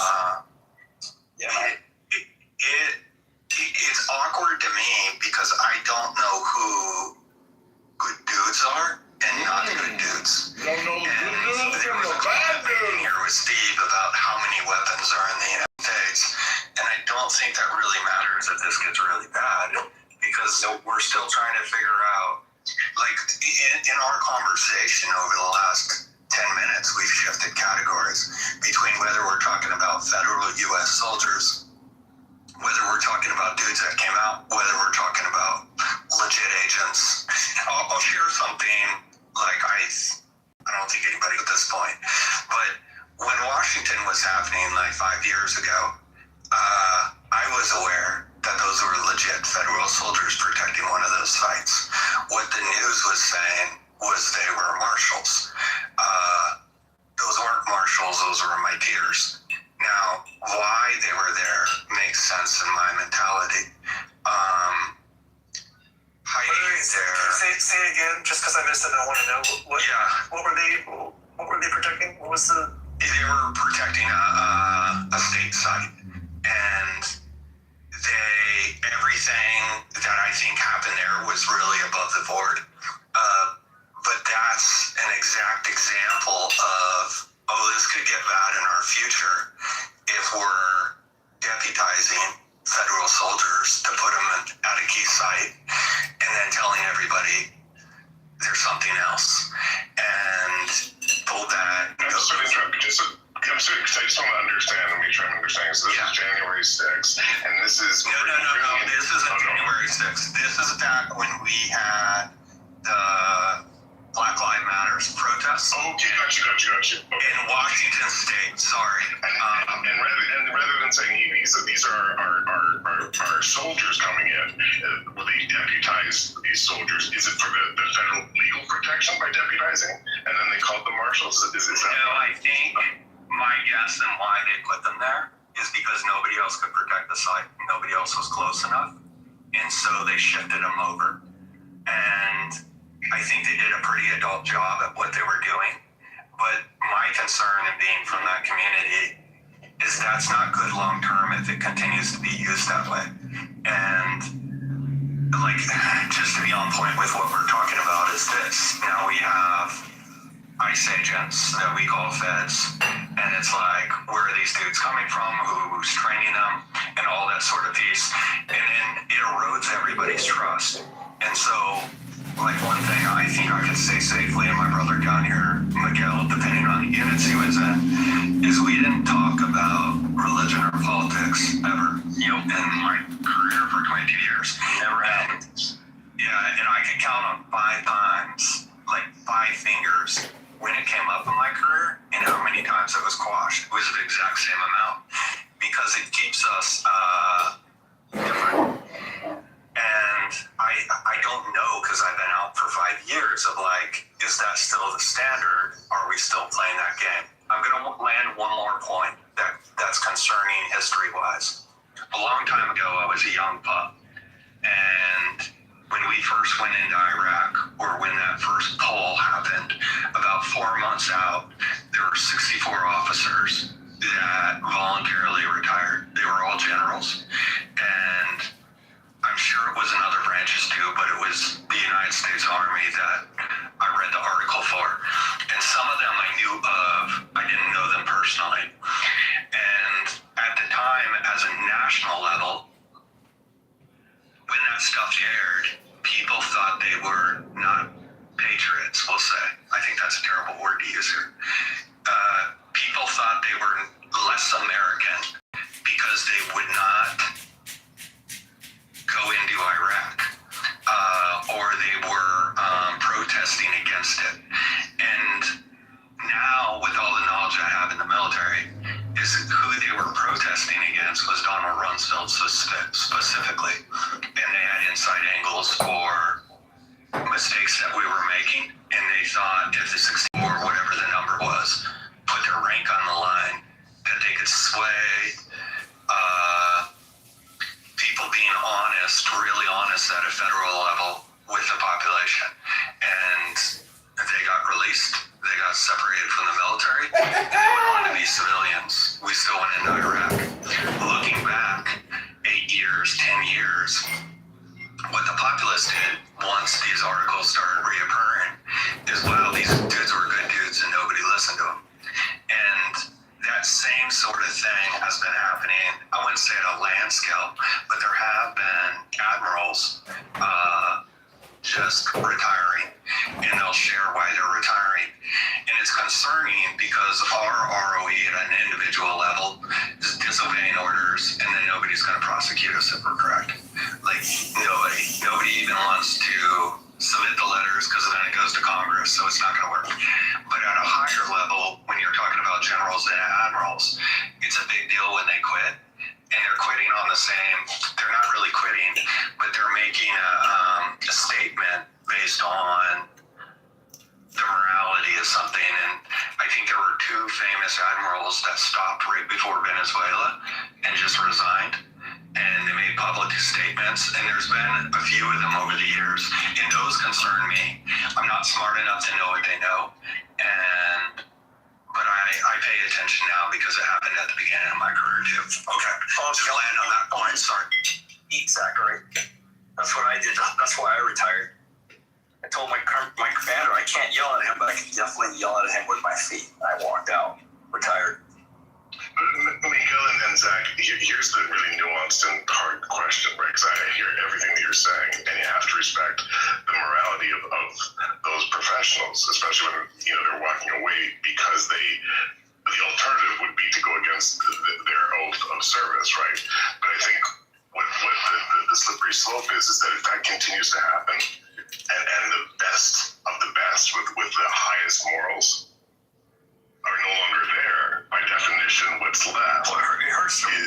For sure. And what's left is if we start to have a slippery slope where all of a sudden the folks at the top are ordering, like Rumsfeld was a perfect example, but start ordering things like, absurd things like attack Canada or Greenland or something like that, then it becomes like, hey, we need the best there to do the unthinkable, but what is the military's ultimate responsibility, which is to back the people rather than the president. If that's not true, correct me, because I'm not sure. I think it was the guy's name was Alvin Holsley, the admiral in charge of the U.S. Navy Southern Fleet. He was a black gentleman, or so, Yeah, and I'm really fascinated by this kind of phenomenon. Because here's a dude. I don't really know the story, but it was pretty obvious that he resigned. He didn't say a lot. He was a good soldier, right? He just kind of stepped away. I don't know if he made very many public statements, but to the point that has already been made, the good dudes stand down, and then there's always someone else that's just going to take their place, and then you're going to have some gung-ho guy who's like, yeah, man, let's go fuck shit up, and it's so frustrating. It's because I'm always thinking to myself, why aren't the National Guard people in charge just refusing? And because my dumb, naive young chap self is just say no, but that doesn't work, because then their careers are over and you get replaced with someone else right behind you who's willing to do it. And I don't really know the answer to this, but I want to see more resistance. I don't know the answer, but I want to switch perspectives with you, and I want to beat Miguel to it. This is a real thing about that's going to guarantee safety. We've already done that. There's no other place on the planet where more people have been incarcerated than the United States of America. In reality work that I served with, because it's my view. And there's other leaders around me that had it. When we communicate in the military, and I brought this up before, and I don't think I land my points really good, is we're oathing to the Constitution. When I'm telling my dudes who they serve, I'm not actually telling them they serve the president. I'm not saying they serve the politicians. And I don't think anybody's ever told me that in my entire career, that that's who I serve. The service, when we inspire based on service, it's always back at 360 million of you guys, right? Always. And so, the real dudes that pay my check is everybody in this room. Huge.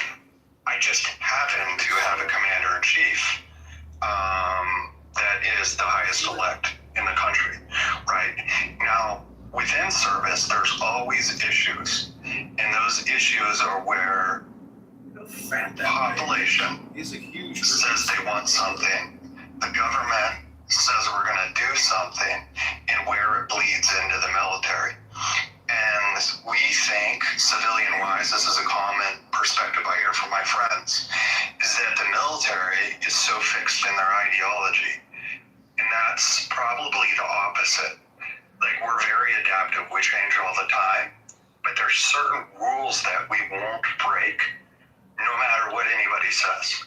And then it feels like my service is listening to news cycles in the United States, people saying, hey, this is what we really want on the landslide, and try to change that in the military because they think we're bad at it.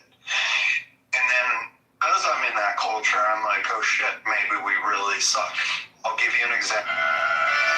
EO in the units that I was in, to equal opportunity, it's the blade that will cut people the deepest in all the leadership. And so we talk about EO and being fair across the board, even though we're one of the brashest organizations on the earth. So my dudes can't actually tell if I don't like them, because I don't like them equally, or I love them equally, whatever it is. But it's never based on the color of their skin, their religion. It doesn't even matter to me. I'm just across the board with all of them. And I love being brash, being aggressive, and doing what I do, and having EO. Because I've never had a complaint. I've had a lot of complaints with soldiers, but I've never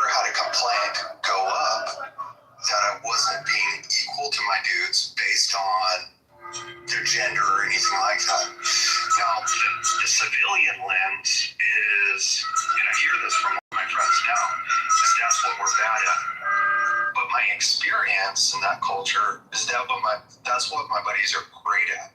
Like being across the board with everybody. Just how they get their points across is a little brash. Coming into the civilian world, it seems like the opposite. To where all these things that our populace thought was important to all of us over the last 10 or 15 years, it's stuff that they were trying to adjust the military to, and I'm outside, and these aren't principles that are common principles that people hold. It seems to be on like news cycles, and so that's something that I've experienced personally in my life, like where people are arguing against me in real life with EO stuff, and it's like, oh, that's how my world works, or the culture I was in. And I'm confused why people don't want it out here.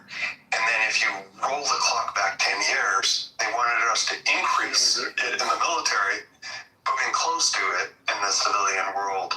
And I do not mean to make shots at all you guys. I think we're all together. But those are big contradictions.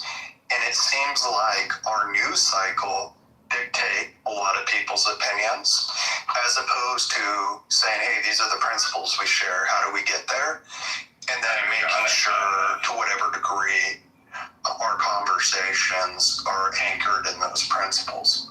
Sorry if I was too long there. It makes really good sense. One thing, Zachary, I just realized as you're talking, you've had to experience something I never had to experience. I retired 15 years ago, so Trump was in the picture, and the world wasn't the same as it is now. So I've never experienced what you experienced, like serving under Trump as your executive, as your commander-in-chief. But the other question I had for you, man, you talked about guys going to guard in Washington. And I was thinking, like, National Command Authority assets, if your unit happened to be a National Command Authority asset, there was a provision there, if I remember correctly, that we could get deputized. Because I remember when the Utah Olympics happened, the Winter Olympics in Utah, a lot of us went down there, to do stuff, and we were deputized. So that's not like something that's unheard of in certain units. But I don't know what unit we're in, but generally talk about Tier 1 units. I'm not talking specifics because I think you already know who I'm talking about. Yeah. But that's exactly it. Now, what people didn't know publicly is who they were. And it's not my place to say it. No, it's not mine. And my concern long term is for this right now, to where people are getting confused of who their federal servants are, who their border patrol servants are, what border patrol even does today, and then all these other agencies. And I get confused too, and I was sharing this in another room. I wouldn't have shared it when I was in, but being out, like, it's not secret, is I would run into buddies downrange that I served with or were my instructors in certain schools. And I know what units they were in, but they're not in anymore. And it's really confusing who everybody works for, to include them, even though they're working for a different agency. And that's always kind of been my concern in contracting, we'll say, in the biggest degree, not like support contracting, but direct action contracting, is a lot of people just don't, they might know like who's doing it, but the bleed on whether it's private or whether it's not private is really confusing. And that's always been my concern for like the last 10 or 15 years, of how do we separate those two? Not the actual shooters and the people, but like whose interests are we really after? And I was just talking about that with a friend of mine in a different room. Is that gets really uncomfortable with me. Not the dude, I trust the dude. But his, like the necessities he's after